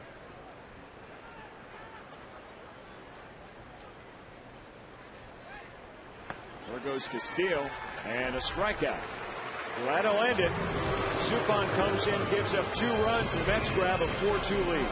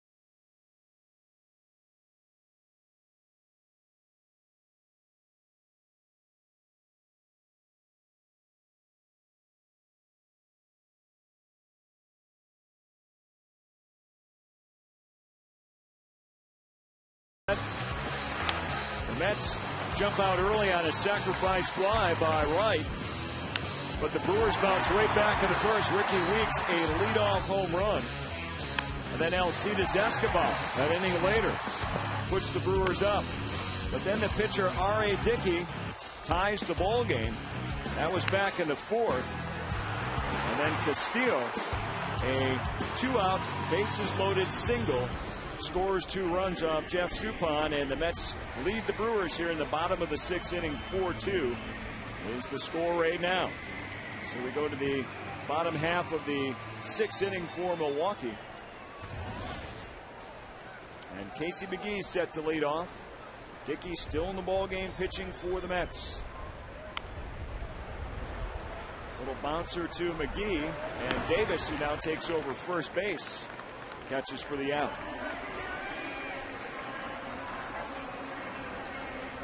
So Davis for Tatis now here defensively in the 6th. Yeah, better defensively at first base than Fernando Tatis, and now that Randy Wolf is gone, you get another left-handed bat in the lineup.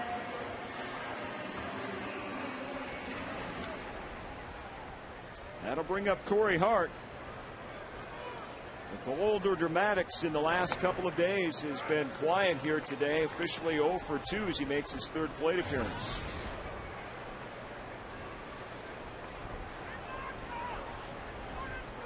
Really have boosted those power numbers up. Tied for the National League lead in home runs with 12. I'm not sure anyone could have predicted that at the beginning of the season if you said who's going to lead the National League in home runs at the end of May. Yeah, you're right. Well, would you have anticipated Casey McGee leading the National League in RBIs? You know, both Casey and Corey Hart not with the greatest of spring training, so it tells you how much that means. I think anybody's surprised that coming into today's game that Ryan Braun would be leading the NL in batting average. I mean, he's got that potential. Well, if you look at the standings too, the Brewers 8.5 games behind Cincinnati. They're 7 games below 500. They've given 8 or 9 games away on blown saves or lost leads late in the game as Corey Hart strikes out. So you see where the difference is, and the pitching starting to get better. It has a lot to do with why the Brewers have been hot this week. Well, we were talking about, you know, they infuse a little bit of energy and excitement with those young players. As you see that knuckleball from R.A. Dickey getting Corey Hart on strikes. You got some velocity coming out of the bullpen. John Axford's really giving him a shot in the arm as the closer at this point. You know, Braddock's been really throwing well out of the bullpen from the left side. And a lot of late movement going down in the strike zone. Offense will come and go. The two things that have to be consistent for a winning ball club: defense and pitching. Brewers are starting to get some pretty good pitching. Gomez almost got hit trying to bunt. Came hopping out of the batter's box. Yeah, taking a couple of steps toward first base. You think it was that close? Boy, he's something, isn't he? So we may have to have an instructional on what if you get hit while your feet aren't on the ground outside of the batter's box. You have to think about that one. Well, it depends if you're you actually offered the baseball. If you're out of the batter's box or you step on home plate, you're out. It's an out. There's your answer. We don't need to do an instructional on that. Might be interesting. 1, 2, 3 inning for the Brewers.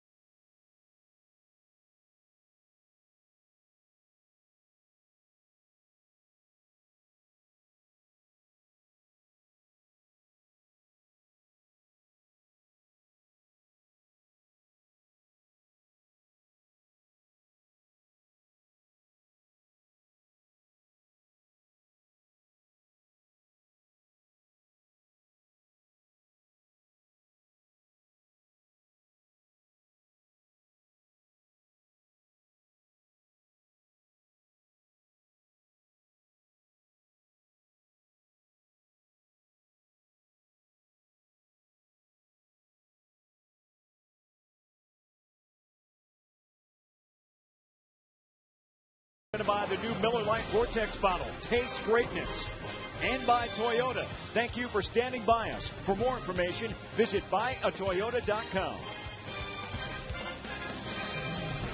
Take a look at our Miller Lite What's on Tap. Brewers closing out this homestand. So tomorrow, Memorial Day game against Florida, the start of a week-long road trip on the air tomorrow morning at 11:30 a.m. here on Fox Sports Wisconsin with Brewers Live presented by Lincoln Mercury. Roof wide open here in Milwaukee. Temperatures in the mid-80s. You couldn't ask for a better weekend to do anything outdoors in Wisconsin, including attending a baseball game. Davis leads off the 7th. Long foul. There's his numbers on the season. Ike Davis done a great job for the Mets this year. Started the first 2 games of this series. Talk about a shot in the arm. We've been talking about the newcomers to the Brewers bullpen providing that enthusiasm and that shot in the arm for the Brewers. How about Ike Davis? He came in like gangbusters and started to. It's about the time the Mets started to score some runs.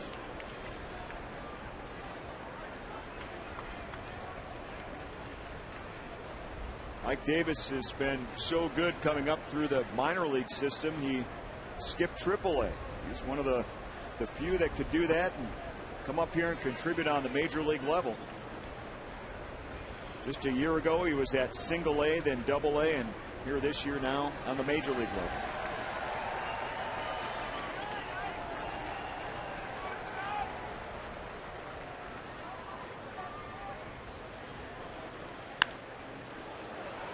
Another long foul down the left field line. He's the son of former Major League right-handed pitcher Ron Davis, who played 10 years in the majors for the Yankees, Twins, Cubs, Dodgers, and Giants. Had a good arm. He threw hard.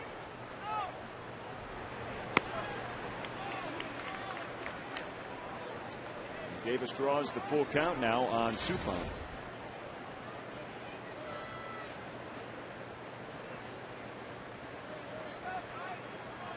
Sup came in the 6th inning in a tie ball game, and the Mets were able to get 2 runs off of him. Comes back out here in the 7th.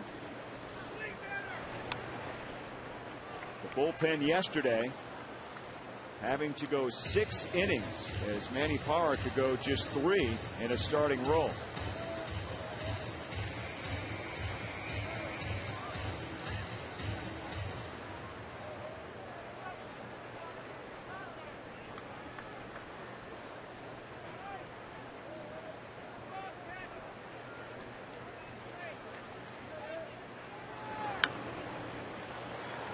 Davis again fouls one back to stay alive.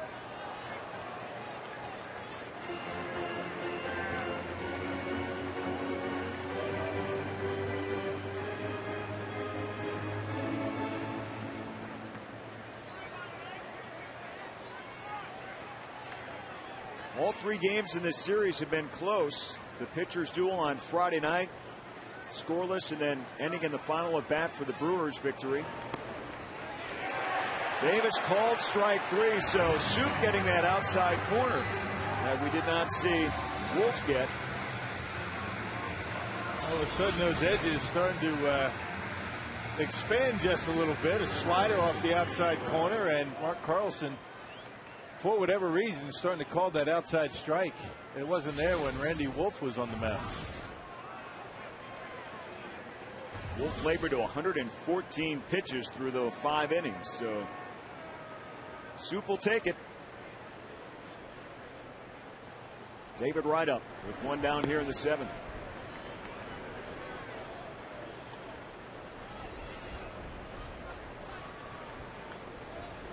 Right, an RBI. Walk and a sac fly in this game.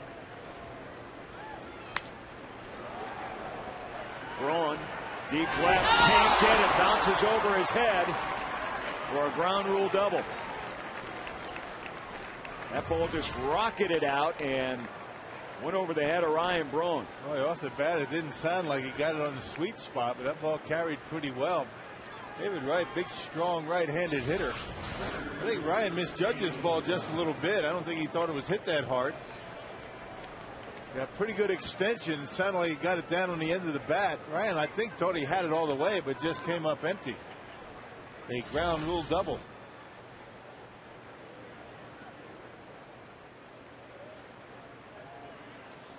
That brings up Angel Pagan. Mets leading by 2. And a runner in scoring position at second base, and Pagan lifts this one into the gap over Corey Hart's head and into the Mets bullpen for a home run. A 2-run poke, and the Mets now take a 6-2 advantage.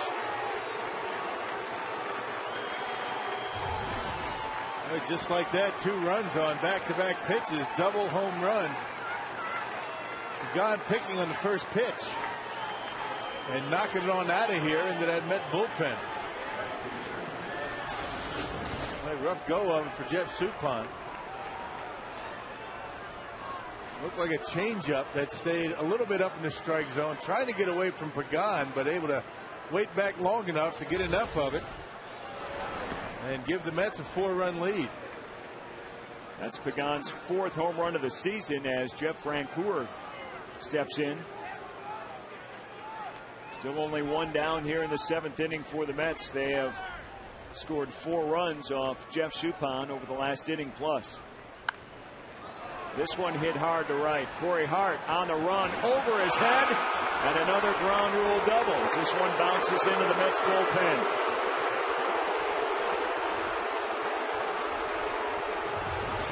Opposite field power. Jeff Francoeur, David Wright, very good at doing that. And no activity in that Brewers bullpen. 6 hits given up by Jeff Suppan here in the 6th and 7th inning. Yeah, Brewers used 3 relievers yesterday. Marco Estrada, Todd Coffey. Neither one of them available today. Axford for the save. And Ken Maka trying to figure out a way to get through this ball game without using too many of his relievers.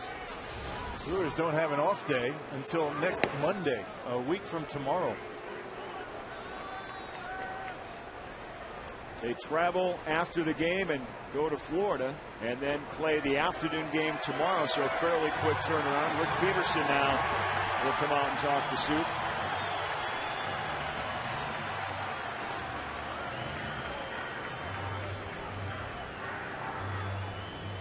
Soup, for the most part, Rock, has been able to come out of the bullpen in situations that have helped turn his game around, and this is one of the first games he's had a chance to pitch where the game has been tight and on the line.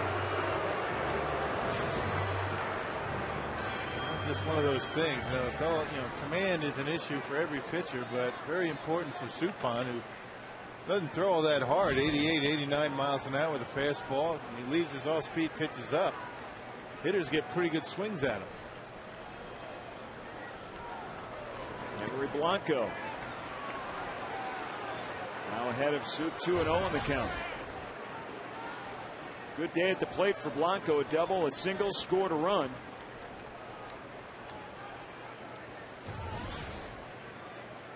He singled and scored last inning against Soup.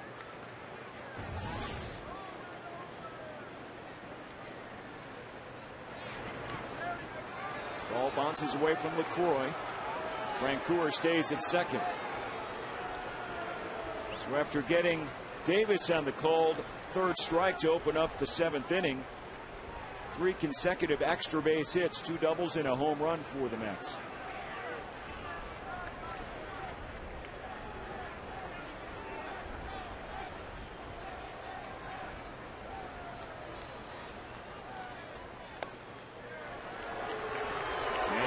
Blanco. And Marco Estrada just did now get up in the bullpen for Milwaukee. It'll take him a little bit of time. He just started. He threw an inning and 2/3 in yesterday's ball game. Marco struggled a bit.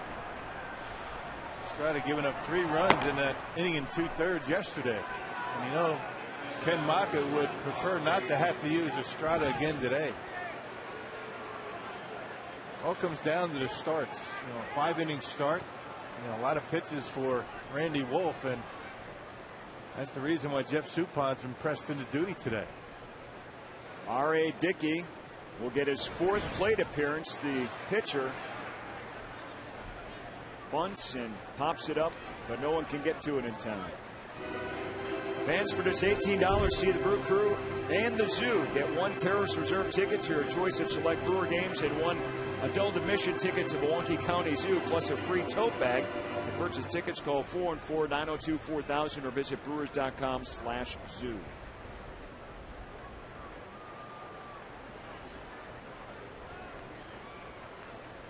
So R.A. Dickey, the pitcher,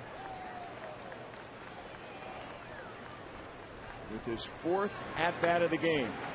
Bunts it right back to Soup, and there's nowhere to go but over to Ricky Weeks at first, who covers there for the out. 2 down, though, but the runners advance to 2nd and 3rd. Similar situation as the last inning. 2nd and 3rd, 2 outs. Jose Reyes at the plate.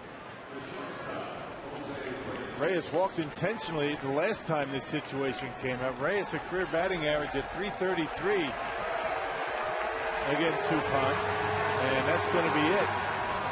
Marco Estrada going to come on to get Reyes.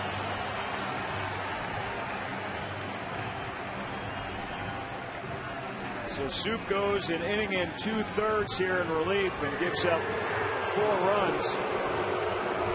Tough outing for Soup. Estrada now trots in. Brewers down 6-2.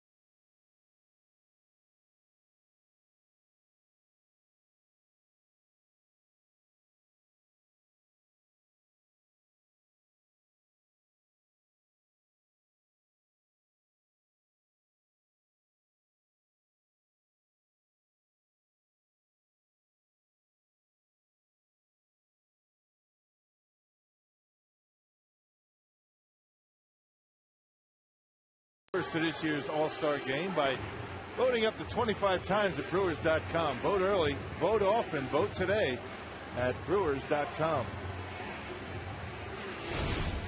Well, Ryan Braun successful after the first announcement of the All-Star voting, leads the outfielders again this season. Got to get some votes for Casey McGee. He's certainly deserving, as well as Ryan Braun. And Marco Estrada on for the 6th time. He does have one start this year. A 720 earned run average. Last time out was yesterday, an inning and 2/3, give up 3 runs.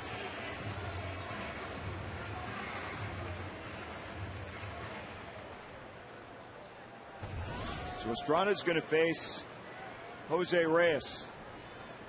First base is open. Runners at second and third, 2 down.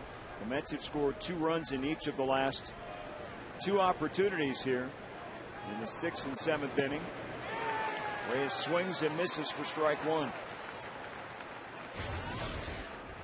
As you mentioned, Rocky was intentionally walked in this same situation last inning with first base open. Then Castillo came through with the 2 RBI single to break a 2-2 tie.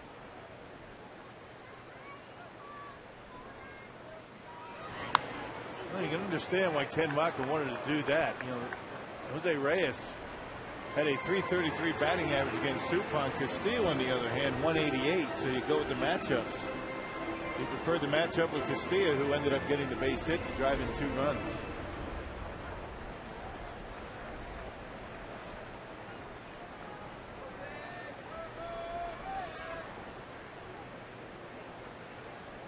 Here's the 0-2 inside.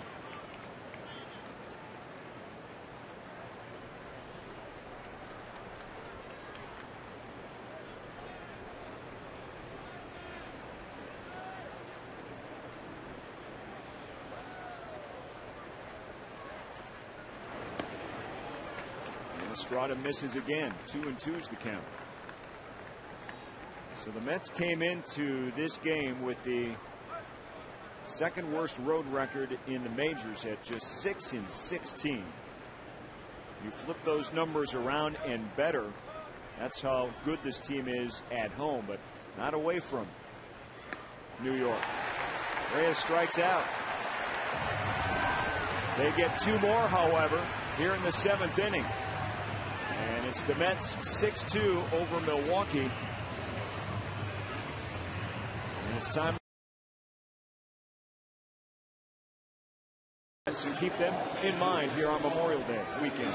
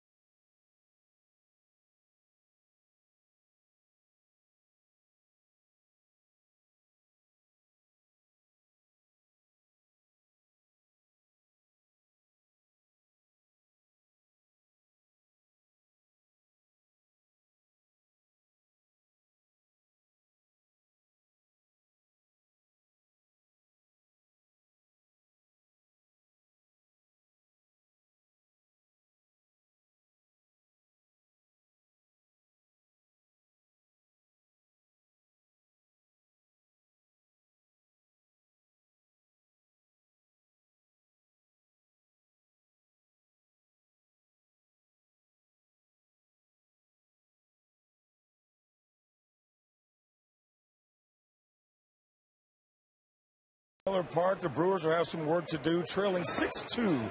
And I'm telling you, joined by Jerry Augustine. We're getting you set for Brewers Live post-game. And, Jerry, it's been a struggle on the mound for the Brewers pitchers today. Well, I think the big thing is a problem with location. They've been having a hard time throwing the ball to good locations, especially with Randy Wolf on the inside part of the plate. All day long struggled, had 5 walks. Big reason why the game has turned like it has. And it seemed like Randy was fighting it from the very first pitch. Yes, he did.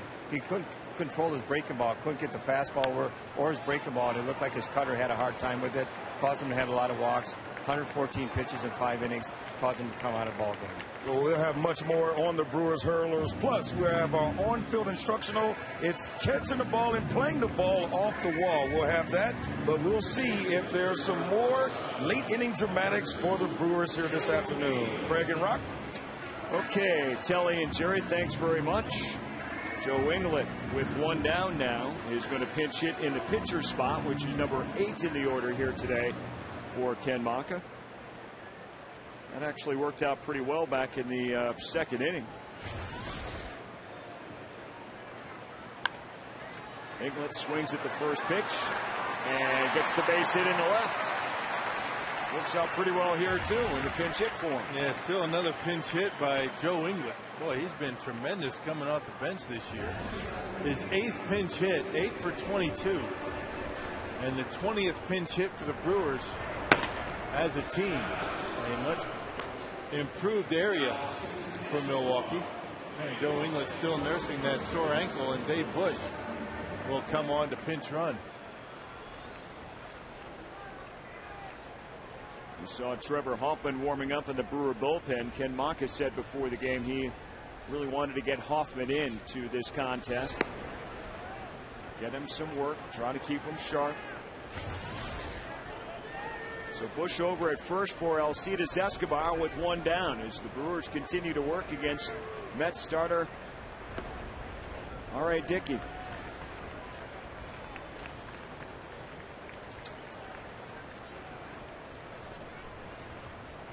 There's Trevor.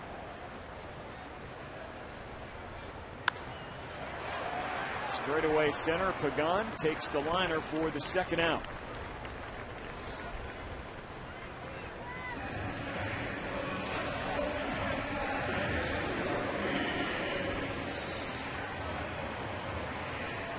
R.A. Dickey called up from the minors earlier this month.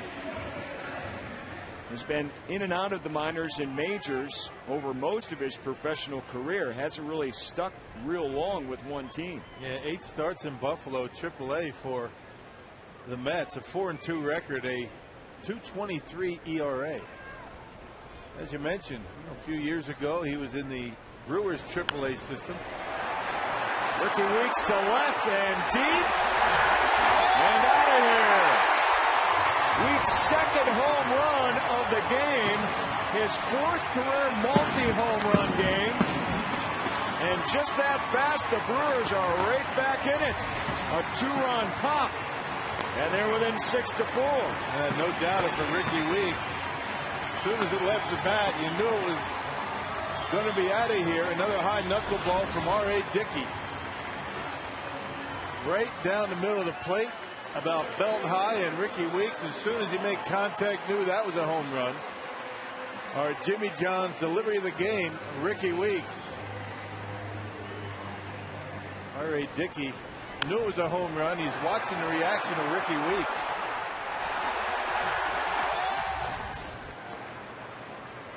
A couple of long home runs for Ricky Weeks here today. Interesting reaction from the Mets hurler. What was he expecting? Maybe looking to see if Ricky was going to showboat it a bit. Ricky doesn't do that, R.A. There's one guy who puts his head down and does his job. It's Ricky Weeks. Yeah, absolutely.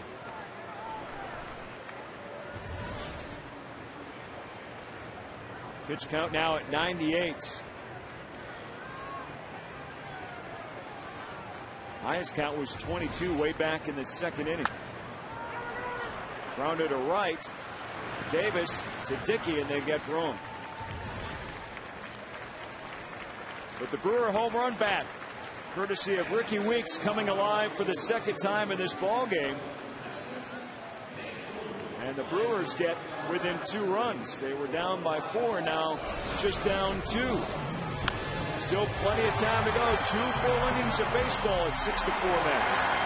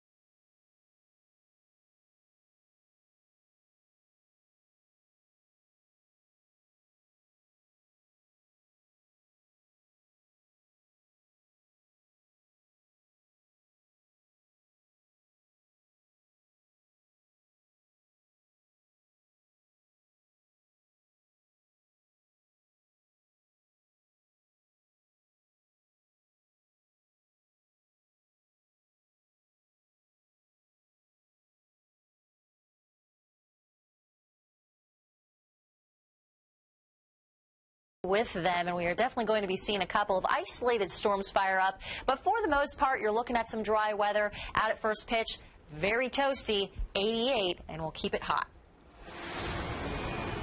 All right, temperatures here in the 80s too, but not that humidity. Boy, that's the big change when you go down to Florida this time of year. Ricky Weeks swinging a big bat 2 times today, 2 home runs, keeping Milwaukee in it. As we go to the 8th inning now, and Trevor Hoffman back out on the hill for the Brewers. Yeah, Trevor in his 3rd appearance since taking those, 3-4 days off to work on his mechanics. Has not allowed a run in those previous 2 appearances. Really threw well at Target Field in a very close game, a 3-up, 3-down 8th, in a Brewers win. He faces Castillo. Takes ball 2. So Estrada came in and closed out the 7th inning after Jeff Suppan got into some trouble, gave up 4 runs over the course of the 6th and 7th innings. And Estrada, who pitched nearly 2 innings yesterday, made it an efficient appearance here today. Got that final out, and now Hoffman is in. Castillo, a good afternoon, 2 for 3, including 2 runs. He broke the tie back in the 6th inning with the bases loaded single. 2-1 misses by Hoffman, 3-1. Well, Rick Peterson felt as though Hoffman was throwing a little bit too much over the top and not being able to, get any movement. As a result, his location wasn't what he would like it to be, so he dropped him down just a bit. Castillo bunt fouls this one back and hopes that he can keep the ball down and run the corners a little bit better. Sometimes a very subtle change in a delivery can make a big difference.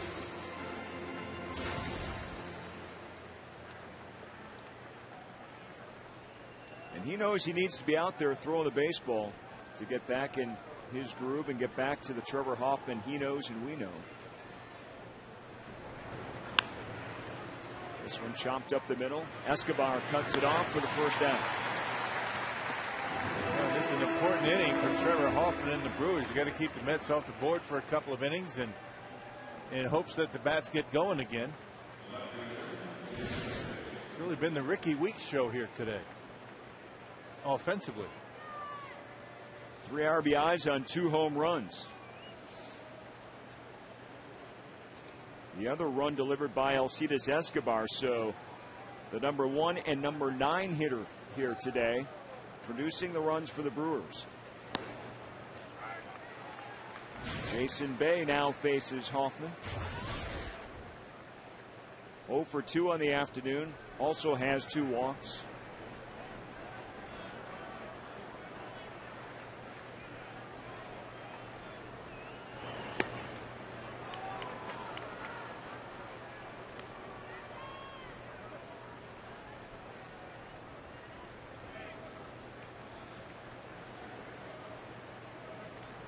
Trevor did an interview earlier this week with Brian Anderson, and it's real straightforward with a lot of his comments about his comeback, and gets this one in for a strike.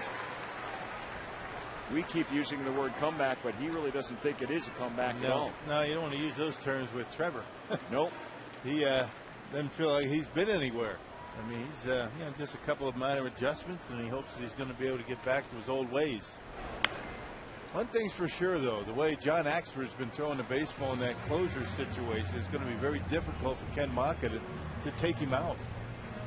I mean, throwing hard, throwing strikes, fastball, slider, he's done a whale of a job. And those 3 relievers so far have been as consistent as you could be. Villanueva all season, and Axford and Braddock have been doing well. Little grounder to Escobar. And guns down Bay. Let's go back to that interview now, and Trevor talks about some of the things he's worked on with BA. Just trying to stay tall on the backside. Tall on the backside does what for you? Kind of allows me to work downhill, doesn't get on the side of the ball as much and have some horizontal tilt. Everything I was throwing was kind of running back over the plate to a left-hander and off the plate to a right-hander. So we're trying to stay in lanes where it stays true and goes to the glove. And not so much movement. He doesn't. Sometimes you don't want the movement. Sometimes when you're trying to shoot the outside corner to a lefty and you have that natural cut, you don't want that. That gets too much of the plate. Mike Davis now batting for the 2nd time here this afternoon. First time against Trevor Hoffman. Came in the 6th inning as a defensive replacement for Fernando Tatis, who got the start at first today.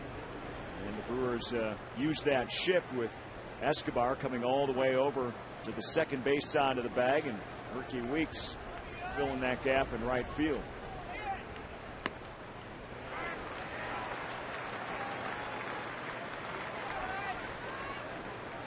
One and one on Davis with 2 down.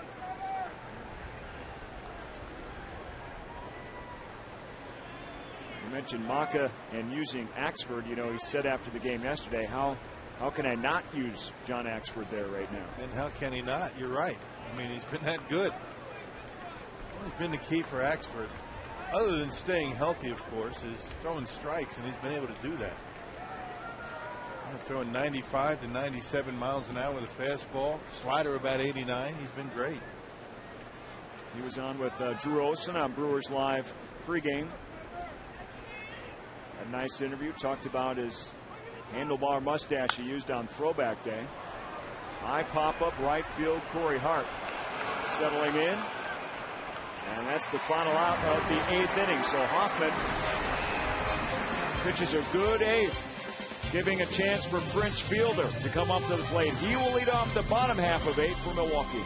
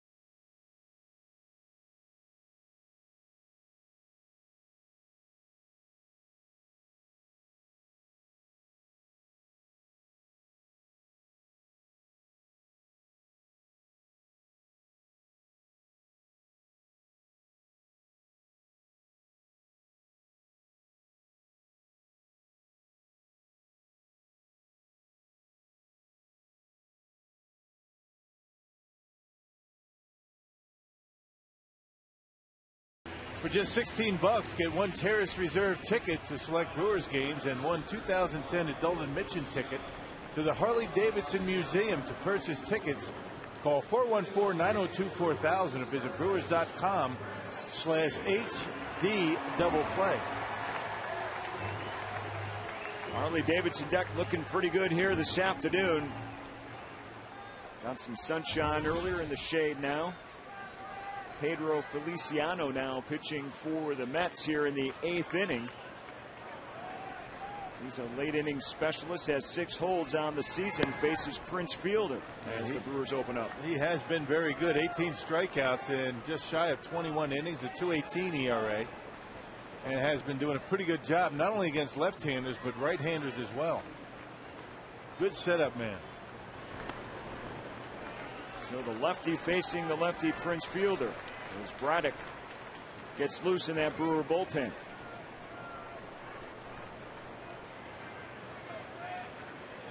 McGee and then Hart are all due up here in the Brewer 8th inning. Prince takes a strike, 2-1. Chance for the Brewers here to put that power offense to work. Prince Fielder a single back in the first. No home runs or RBIs on this homestand for Prince. And that is ball 3. Another right-hander is following Prince Fielder. You got to wonder what Jerry Manuel's thinking is going to be with Feliciano, left-hander, out there. If he loses Prince, what does he do? A tying run all of a sudden comes to the plate.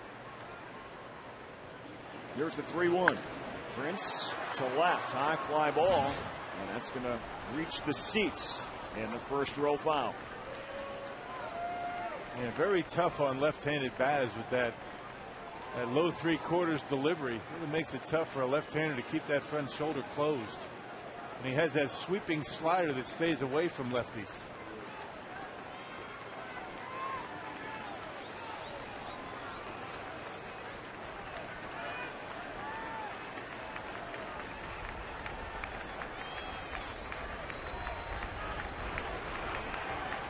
Three-two on the way. And Prince takes ball 4. And a good start to the 8th inning for the Brewers.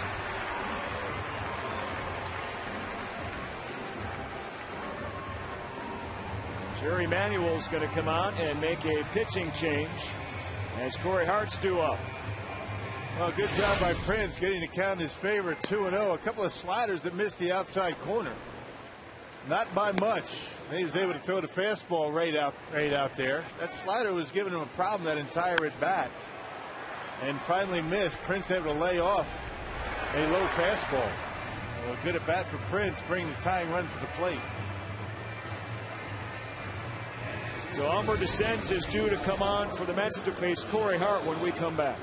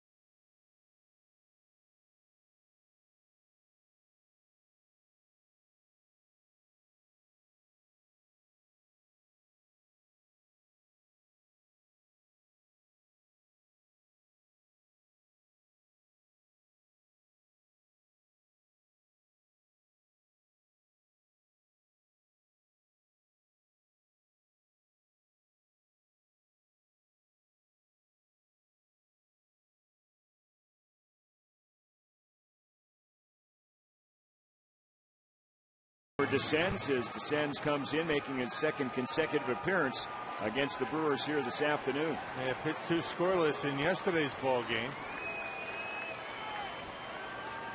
Now Prince Fielder over at first, nobody out. Brewers down in this game 6-4.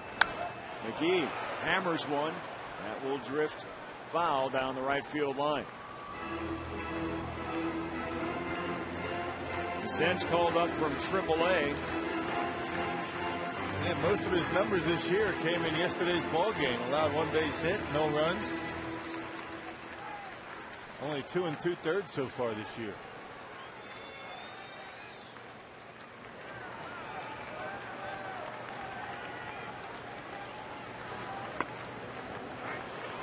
This one in for a strike. So 0-2, McGee behind. Casey 0 for 3 on the day. Not too many games Casey takes the 0 for, that's for sure.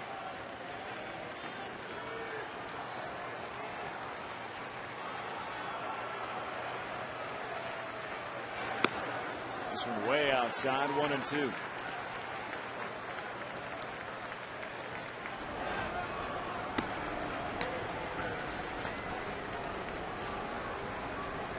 Igarashi and Valdez warming up in the bullpen for the Mets.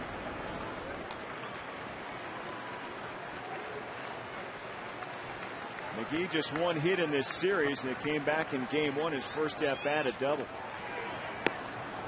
Checks a swing, ball 2. Yeah, good take. Descends to throw the kitchen sink at you. Fastball, 4-seamer, 2-seamer. Slider, curveball, and a changeup. Good slider. Casey able to lay off. Axford and Braddock out in the Brewer bullpen with Stan Kiles. Brewer bullpen coach returned on this homestand from prostate cancer surgery. McGee, bouncer to short. Right over to Davis, and there's the double play. So the pitching changes here in this inning work out to the Mets' favor as McGee bounces into the double play. The sinker down, then with 2 strikes, Casey forced to go after it. Had some pretty good movement. Actually bounced it right off the edge of the plate, right to Reyes, and an easy double play for the Mets. Middle of the order for the Brewers had a tough day. 1 for 14. The only hit coming on a Prince Fielder single his first time up. So now Corey Hart in there 0 for 3 in this game. Struck out his last time up back in the 6th inning against R.A. Dickey. Corey Hart, the hero of the first 2 Brewer wins over the Mets.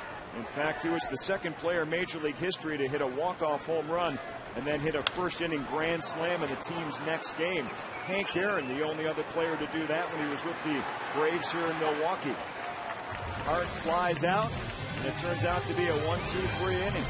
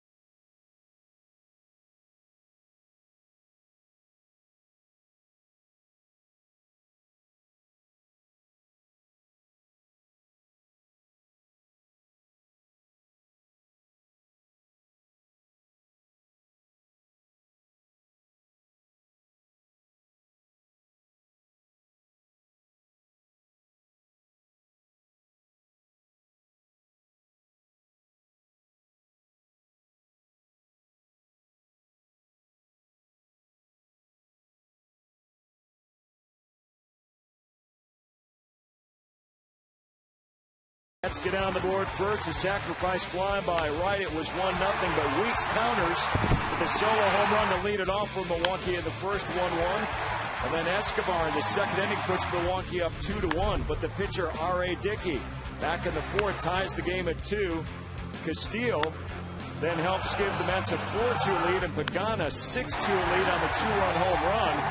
Weeks, a 2-run poke in the seventh inning, gets Milwaukee within 6-4. And that's where we stand right now. Our Toyota game summary. We go to the ninth inning, and Braddock on the pitch for the Brewers. Adam Stern takes over in right field for Corey Hart on the double switch. Yeah, 3 strikeouts in 3 innings. Has been doing a pretty good job of throwing strikes. Last pitched on Thursday against the Astros. Tossed a scoreless inning. Made his major league debut at Minnesota and threw 2 scoreless. So he's been very good. Good fastball, good slider by Zach Braddock. Here's Adam Stern checking that outfield cheat sheet, if you will.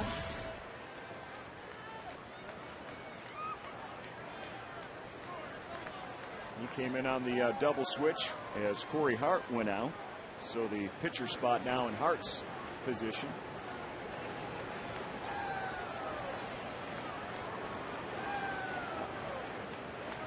And Braddock will deliver to right. In for a strike.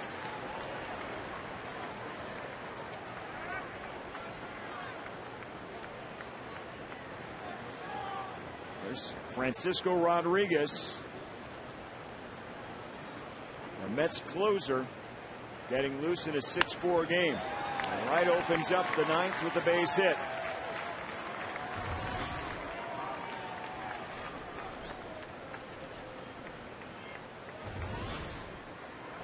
So that'll bring up Pagan. Good day for David Wright. He's 2 for 3, a walk, a sac fly, and an RBI. Been on 3 times.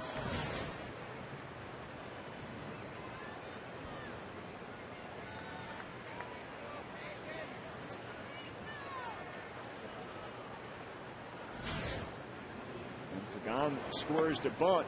Takes a high and tight pitch for a ball.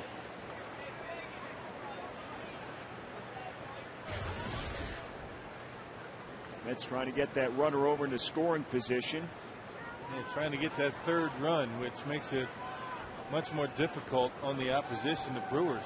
You get a couple of men on, but down by 3, you can't bunt. Down by 2, you can sacrifice them over. And that one bunted foul. Braddock's numbers down in AAA this year, outstanding. ERA in the 4s, but that was really because of 1 outing. He had 1 outing where he gave up 8 runs. All the runs that he allowed all year came in that 1 appearance.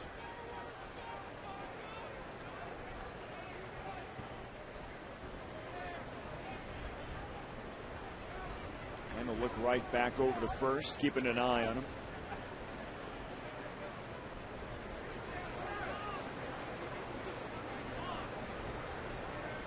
Nobody's sure what's going on for the Mets right now. David Wright confused, Angel Pagan confused. Let's see if they keep the bunt on. Maybe a hit and run. Count is 1-1 on Pagan. Braddock will check right over at first. Didn't look like he was going to square around. You know, once he saw Braddock go to first base, he acted as though he was going to bunt.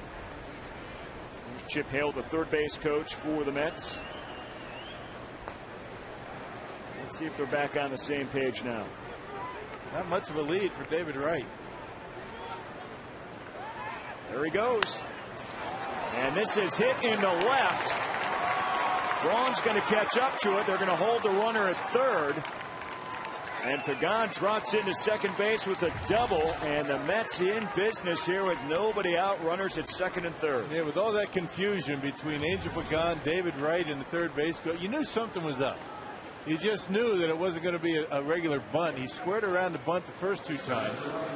Got to a 1-1 count, and then everybody started to get confused. They wanted to make sure that they saw the right sign. They put the hit and run on. David Wright taking off, and Pagan able to hit one down the line for a double. So now second and third and nobody out. And that brings up Jeff Francoeur, who's had a really productive day. 3 hits in this game, a couple of singles and a double, has also scored 2 runs and has a stolen base.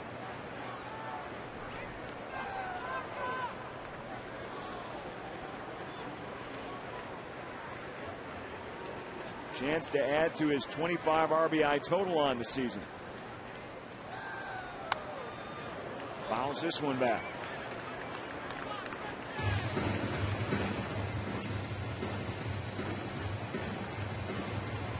The options in this situation may have been to walk Francoeur, load the bases. You've got 8 and 9 coming up. Henry Blanco, a perfect double play candidate, but they're going after Francoeur because he strikes out so much. A good strikeout candidate. And this one hit to center, getting into the gap all the way to the wall. Gomez chases it down. 2 runs come home easily for the Mets. And there they go. They pad that lead and get it back to 4, leading at 8-4. Another 1-1 count. It was a 1-ball, 1-strike count when Angel Pagan hit the double on the hit and run. A 1-1 pitch ends up in the gap in right center. Really good piece of hitting. Not a bad pitch by Zach Braddock. Down in the strike zone. Francoeur went down and got it and gave it a ride into right center.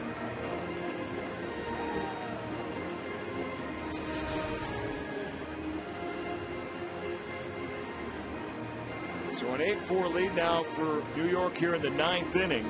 And Francoeur, a 4-hit day. That's a season high for him. 2 singles, 2 doubles. Bottom half of the order has been money for the Mets today. That pitch was about 6 inches off the ground. And normally Francoeur, a good high ball hitter. Look at the angle of that bat. Now, you really can't fault Braddock. It is over the heart of the plate, but it's down. I mean, if you're not going to find the corners, be down in the zone. But Francoeur did a nice job getting the big part of the bat on it. So Blanco in there now for the Mets. Still nobody out here in the 9th inning. And Francoeur over at second base. Blanco, double, single, walk, run scored in this game.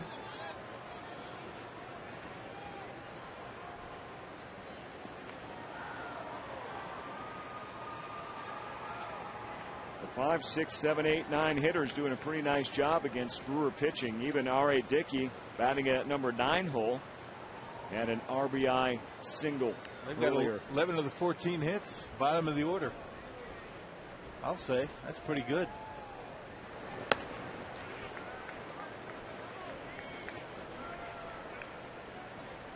Eleven of 14 hits and 5 of the 8 RBIs. Bottom half. Jerry Matthews Jr. waits on deck. He will hit for the pitcher spot as Blanco tags this one.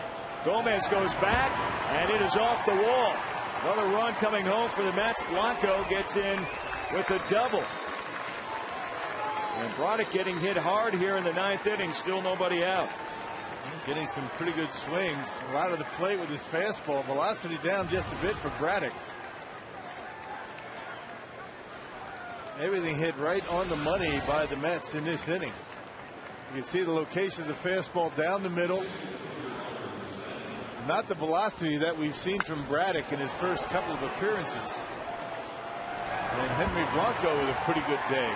He's been on 4 times with 3 hits. He doesn't face the Brewers a lot, but when he does, he seems to do a lot of damage against his former team. Did it while he played for the Cubs, too. 9-4 now, New York.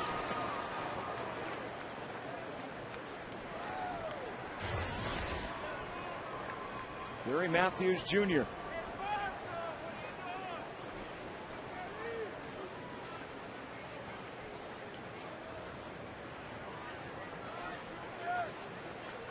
Will K-Rod come in and get a little work done in the 9th inning? Certainly not even close to a save situation.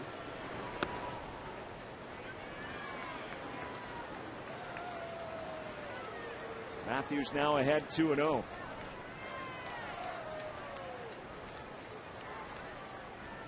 His dad, affectionately known as, of course, as Sarge, Brewer hitting coach back here in the Davey Lopes era back in 2002. I want to answer a question about Francisco Rodriguez. He last pitched 3 days ago. That was the 27th, so maybe he does need some work. Don't see anybody else loosening up, so it's probably going to be Rodriguez 9th. Looks like he's starting his routine.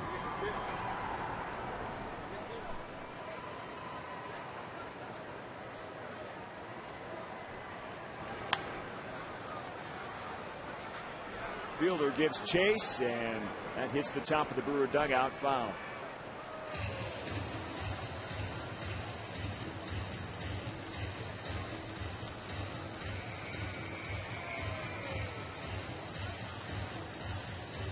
Great crowds all weekend long here on Memorial Day weekend supporting the Brewers. They're losing this game 9-4. They've already won the series, having won the first 2 games. So at the very worst, the Brewers will leave home and hit the road with a 4-2 homestand, which matches the win total of the previous 6 homestands, or the previous 6 series at home. Boy, that's high and tight. 3-2 the count now.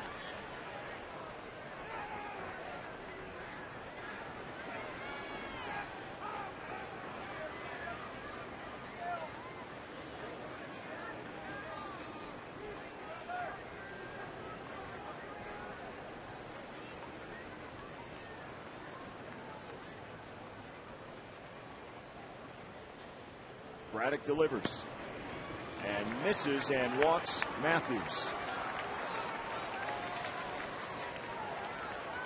So 2 aboard. Still nobody out here in the 9th inning. 3 runs already across for the Mets. Well, 17 pitches for Zach Braddock. Still nobody out. Ken Mocker really can't afford to use another reliever. Being away with Coffey, Axford still available in the bullpen. And this barring disaster is going to be Braddock's inning. Well, the Brewers had to go through that bullpen yesterday for 6 innings. They have been so strong for Milwaukee, but in a 2-2 game here today, Suppan was tagged for 4 runs. And now Braddock's getting hit here in the 9th inning a bit. Well, how big was that complete game shutout by Giovanni Gallardo a couple of days ago? Beyond huge. Yeah, on Thursday, Ken Maka had to use 5 relievers. The previous 2 games, the bullpen working 10 innings. And then you throw in yesterday and again today, as Wolf was only able to go 5 innings.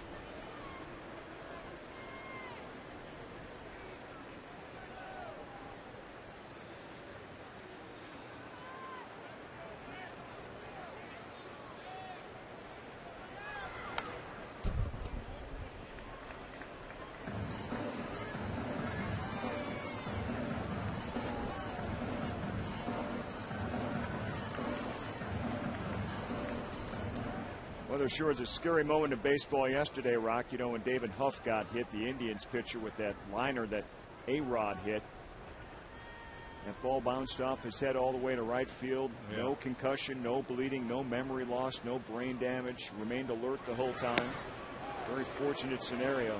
And it is amazing that that stuff doesn't happen more often. As close as these guys are when they get rid of the baseball at the home plate, as strong as these hitters are, and it's amazing it doesn't happen more often.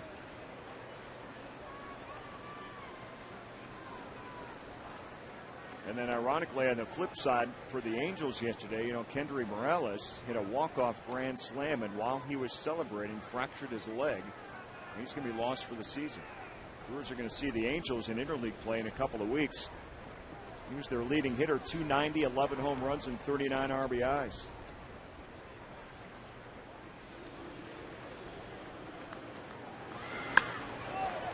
And another base hit to left will score another run as Blanco is waved home.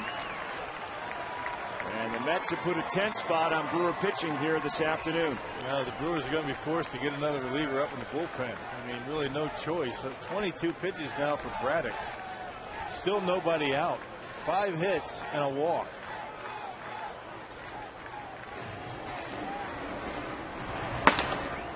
So Villanueva's up. And the absolute last thing that Ken Maka wanted to have to do. Villanueva did not pitch in yesterday's ball game.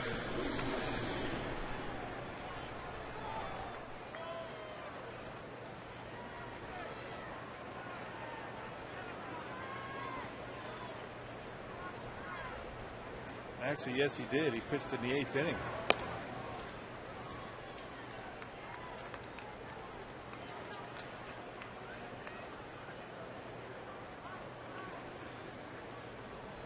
Here's Castillo now. 2 hits. He's been on base 3 times. Has 2 RBIs in this game.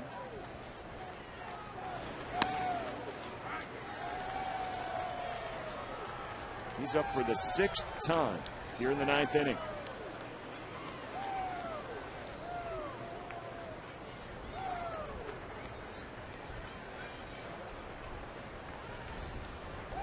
So Jose Reyes over at first delivers the latest RBI single. Steele slaps this one foul.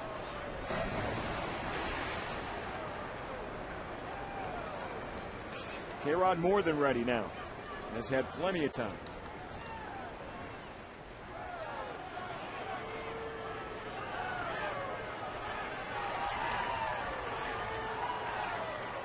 A tough start to the 9th inning, to say the least, for Braddock. He's already given up 4 runs, still has not recorded an out. And there's 2 on.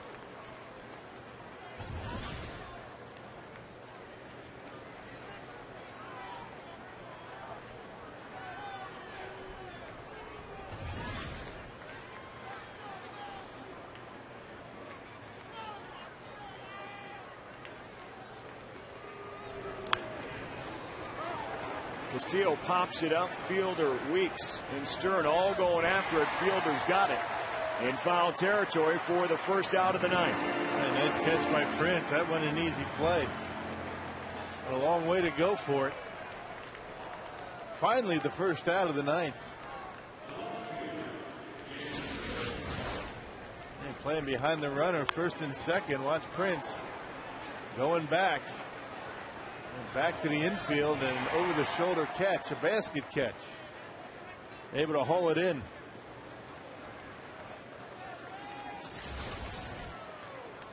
Here's Jason Bay with 1 out and 2 on for the Mets, facing Braddock.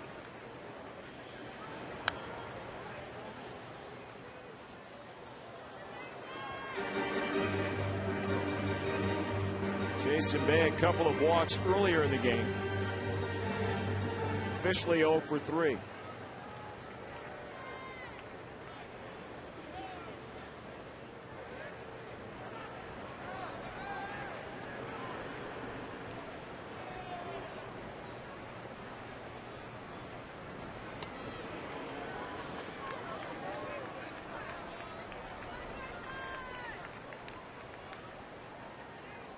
Thinking with Jose Reyes over at first base, you know, he doubled and scored the game's first run back in the 1st inning. And when he scores runs, this Mets team usually win. If they win today and hang on, which they're in good shape to do, they'll be 17-5 this season when he scores a run. 265 and 109 since the 2005 season. Something about getting that leadoff guy on it being your igniter. The catalyst. The catalyst. Yep. I don't want to use the word igniter. We have the only igniter. That's in very baseball. true. That'd be Paul Molitor, but still in all, you know, get on base, steal a base, maybe 2, and you're up 1-0. That's an important thing. Whoever scores first, good chance you're going to win. One of the reasons why Ken Maka shook his lineup up the way he did. Wanted to get on the board first. Unfortunately, the Mets with a 1st inning run scored by Jose Reyes. That's right. And the Brewers catalyst Ricky Weeks countered with a home run to lead off their half of the first. That was the first of his 2 home runs on the day. This one fouled back by Bay. Ricky trying to stay loose out at second base, turning out to be a long inning for that defense out there. Game more than 3 hours old. And Braddock needs a ground ball. How about the slider right here? Get the ground ball, get out of this mess. 2-2 to Bay. Not to miss, and he struck him out for out number 2. Strikeout will do. High fastball for Jason Bay, not able to catch up to it. Remember early in the ball game, the Brewers are feeding Bay a steady diet of breaking pitches. But Braddock able to get the fastball by him upstairs. Good pitch.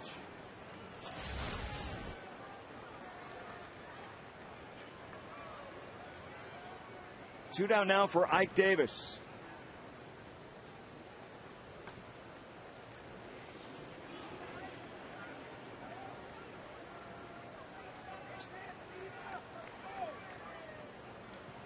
He gets his 3rd appearance at the plate, coming in the middle of the ball game. He has batted in the 7th, 8th, and now 9th inning.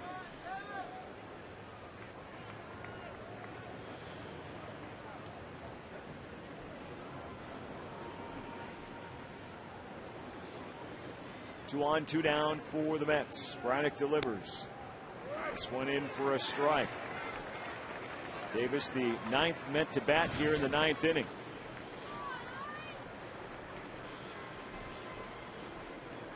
First 6 batters reached. 5 on base hits.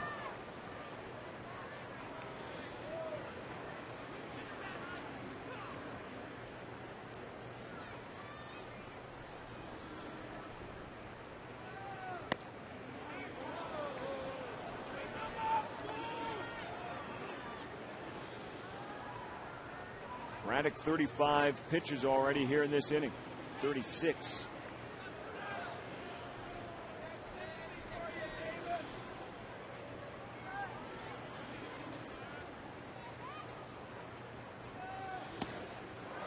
Big cut and a miss, and Braddock finally ends the 9th inning, but the Mets add 4 more to their total and break it open.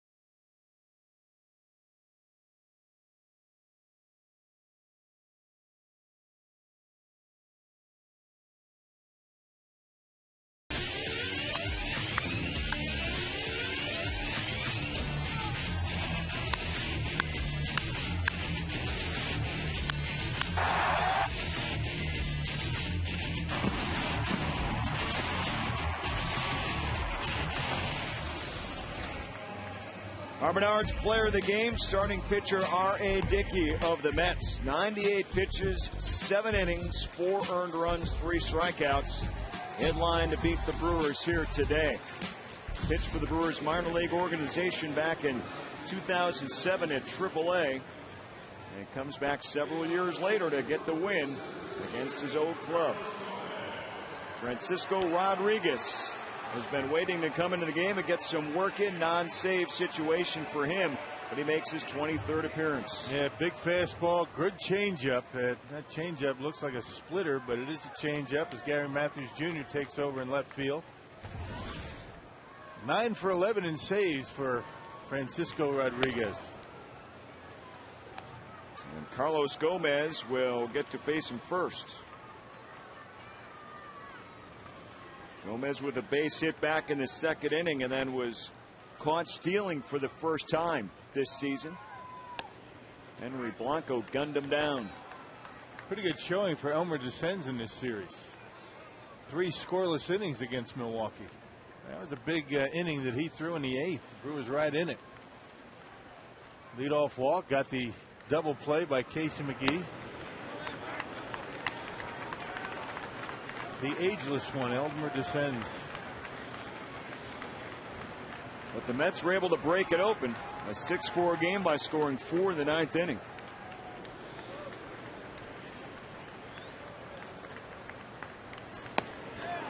Big cut and a miss, and Gomez goes down.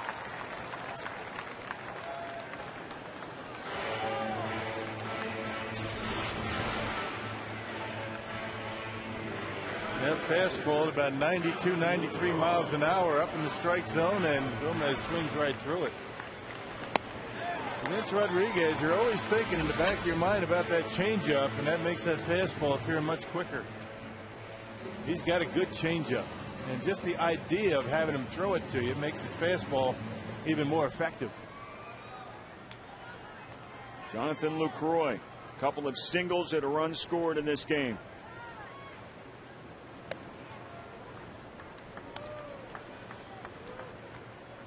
Facing nothing but heat here for the youngster.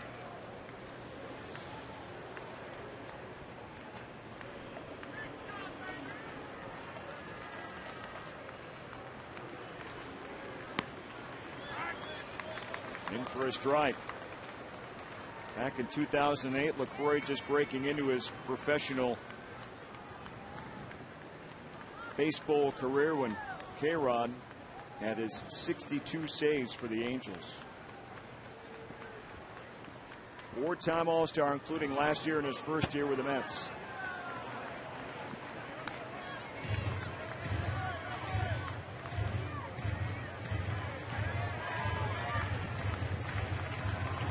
Last year finished 7th in the National League with 35 saves. His 5th straight year of 30 or more saves.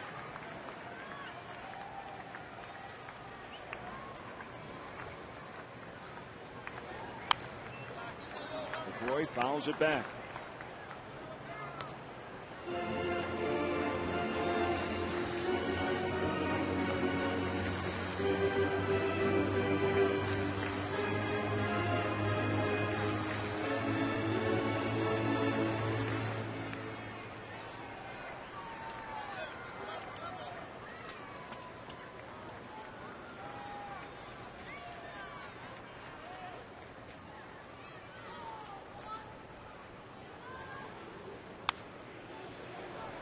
Roy stays alive.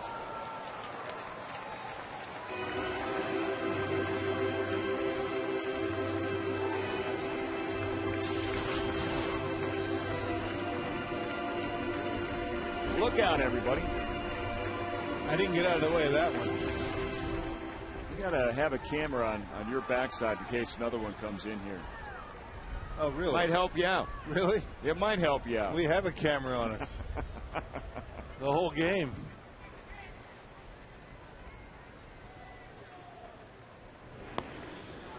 Two and two misses.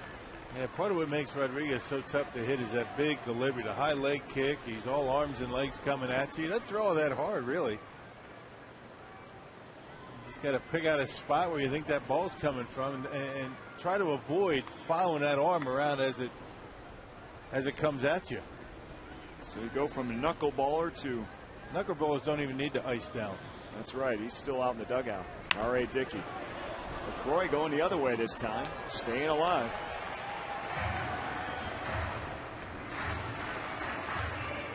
And we have so much time on our hands, Rock, we can go back and look at that foul ball. Right into our booth. I don't know what you're talking about. Yeah, there's a mark in our booth against the wall out there. Big dent. I'm supposed to catch a baseball that makes a dent like that. I don't blame you, man. I might be dumb, but I'm not stupid. I'm on your side. Many years of bumps and bruises, no more. McCrory again fouls it back. What I should do, though, is have a glove up here. You do too much writing. I guess you could have the glove on and still write. I write with my right hand, obviously. Come on. I do all the erasing, which is quite extensive with my left. I know you work with both hands, that's for sure. I've learned all of my erasing skills on the golf course.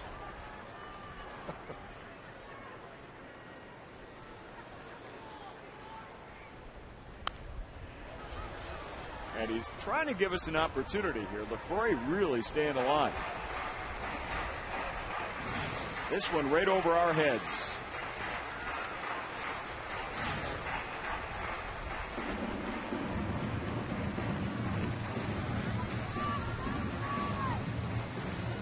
Look out up there.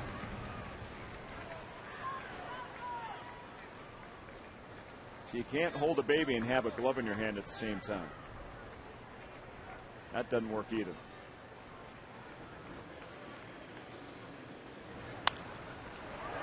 McCrory again fouls it back.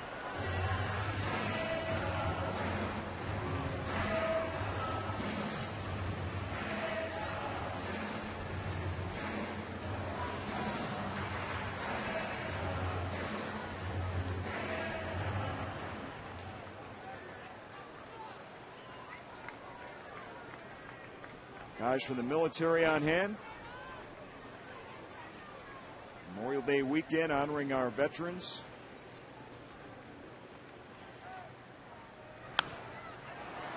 McCrory pops it up on the 11th pitch, and this one goes foul just behind the screen. What a battle. Yeah, good job by LaCroix. He's getting a lot of fastballs. He was able to lay off the changeup.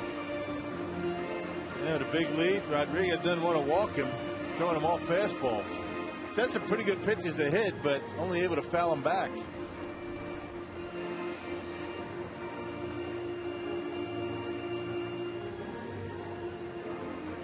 So the guys from the service a moment ago, all clubs will wear special stars and stripes caps with an off-white color and a colored brim tomorrow on Memorial Day. So we'll look forward to seeing that. Called strike three. Rodriguez wins that battle, and McCrory goes down after a healthy at-bat, though, on strikes. Yeah, that plate has gotten wider every inning. Mark Carlson very tight on the corners early in the ball game. And that one looked like it had some way to the plate. Looked like a slider, actually, for the second out. What do we got here?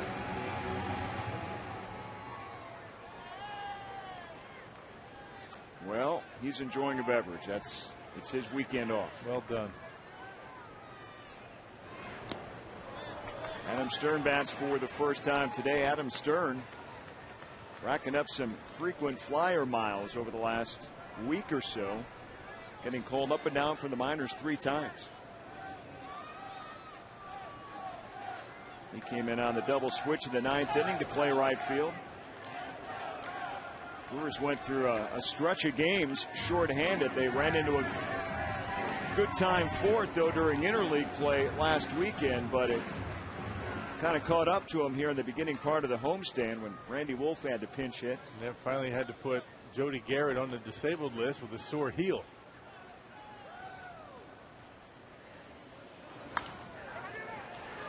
Stern to second. And that'll do it here this afternoon. The Mets prevail and outlast the Brewers. 10-6 is the final score here and salvage the 3rd game on this Brewers homestand. Still much more to come on this game. Telly Hughes, what's coming up on Brewers Live, presented on Lookin' Mercury? Well, Craig, we'll wrap things up as the Brewers wrap this series up. We'll get player and coach reaction. We'll hear from Dale Swain, and we'll have our on-field instructional, and we'll preview the next series coming up. That's next on Brewers Live.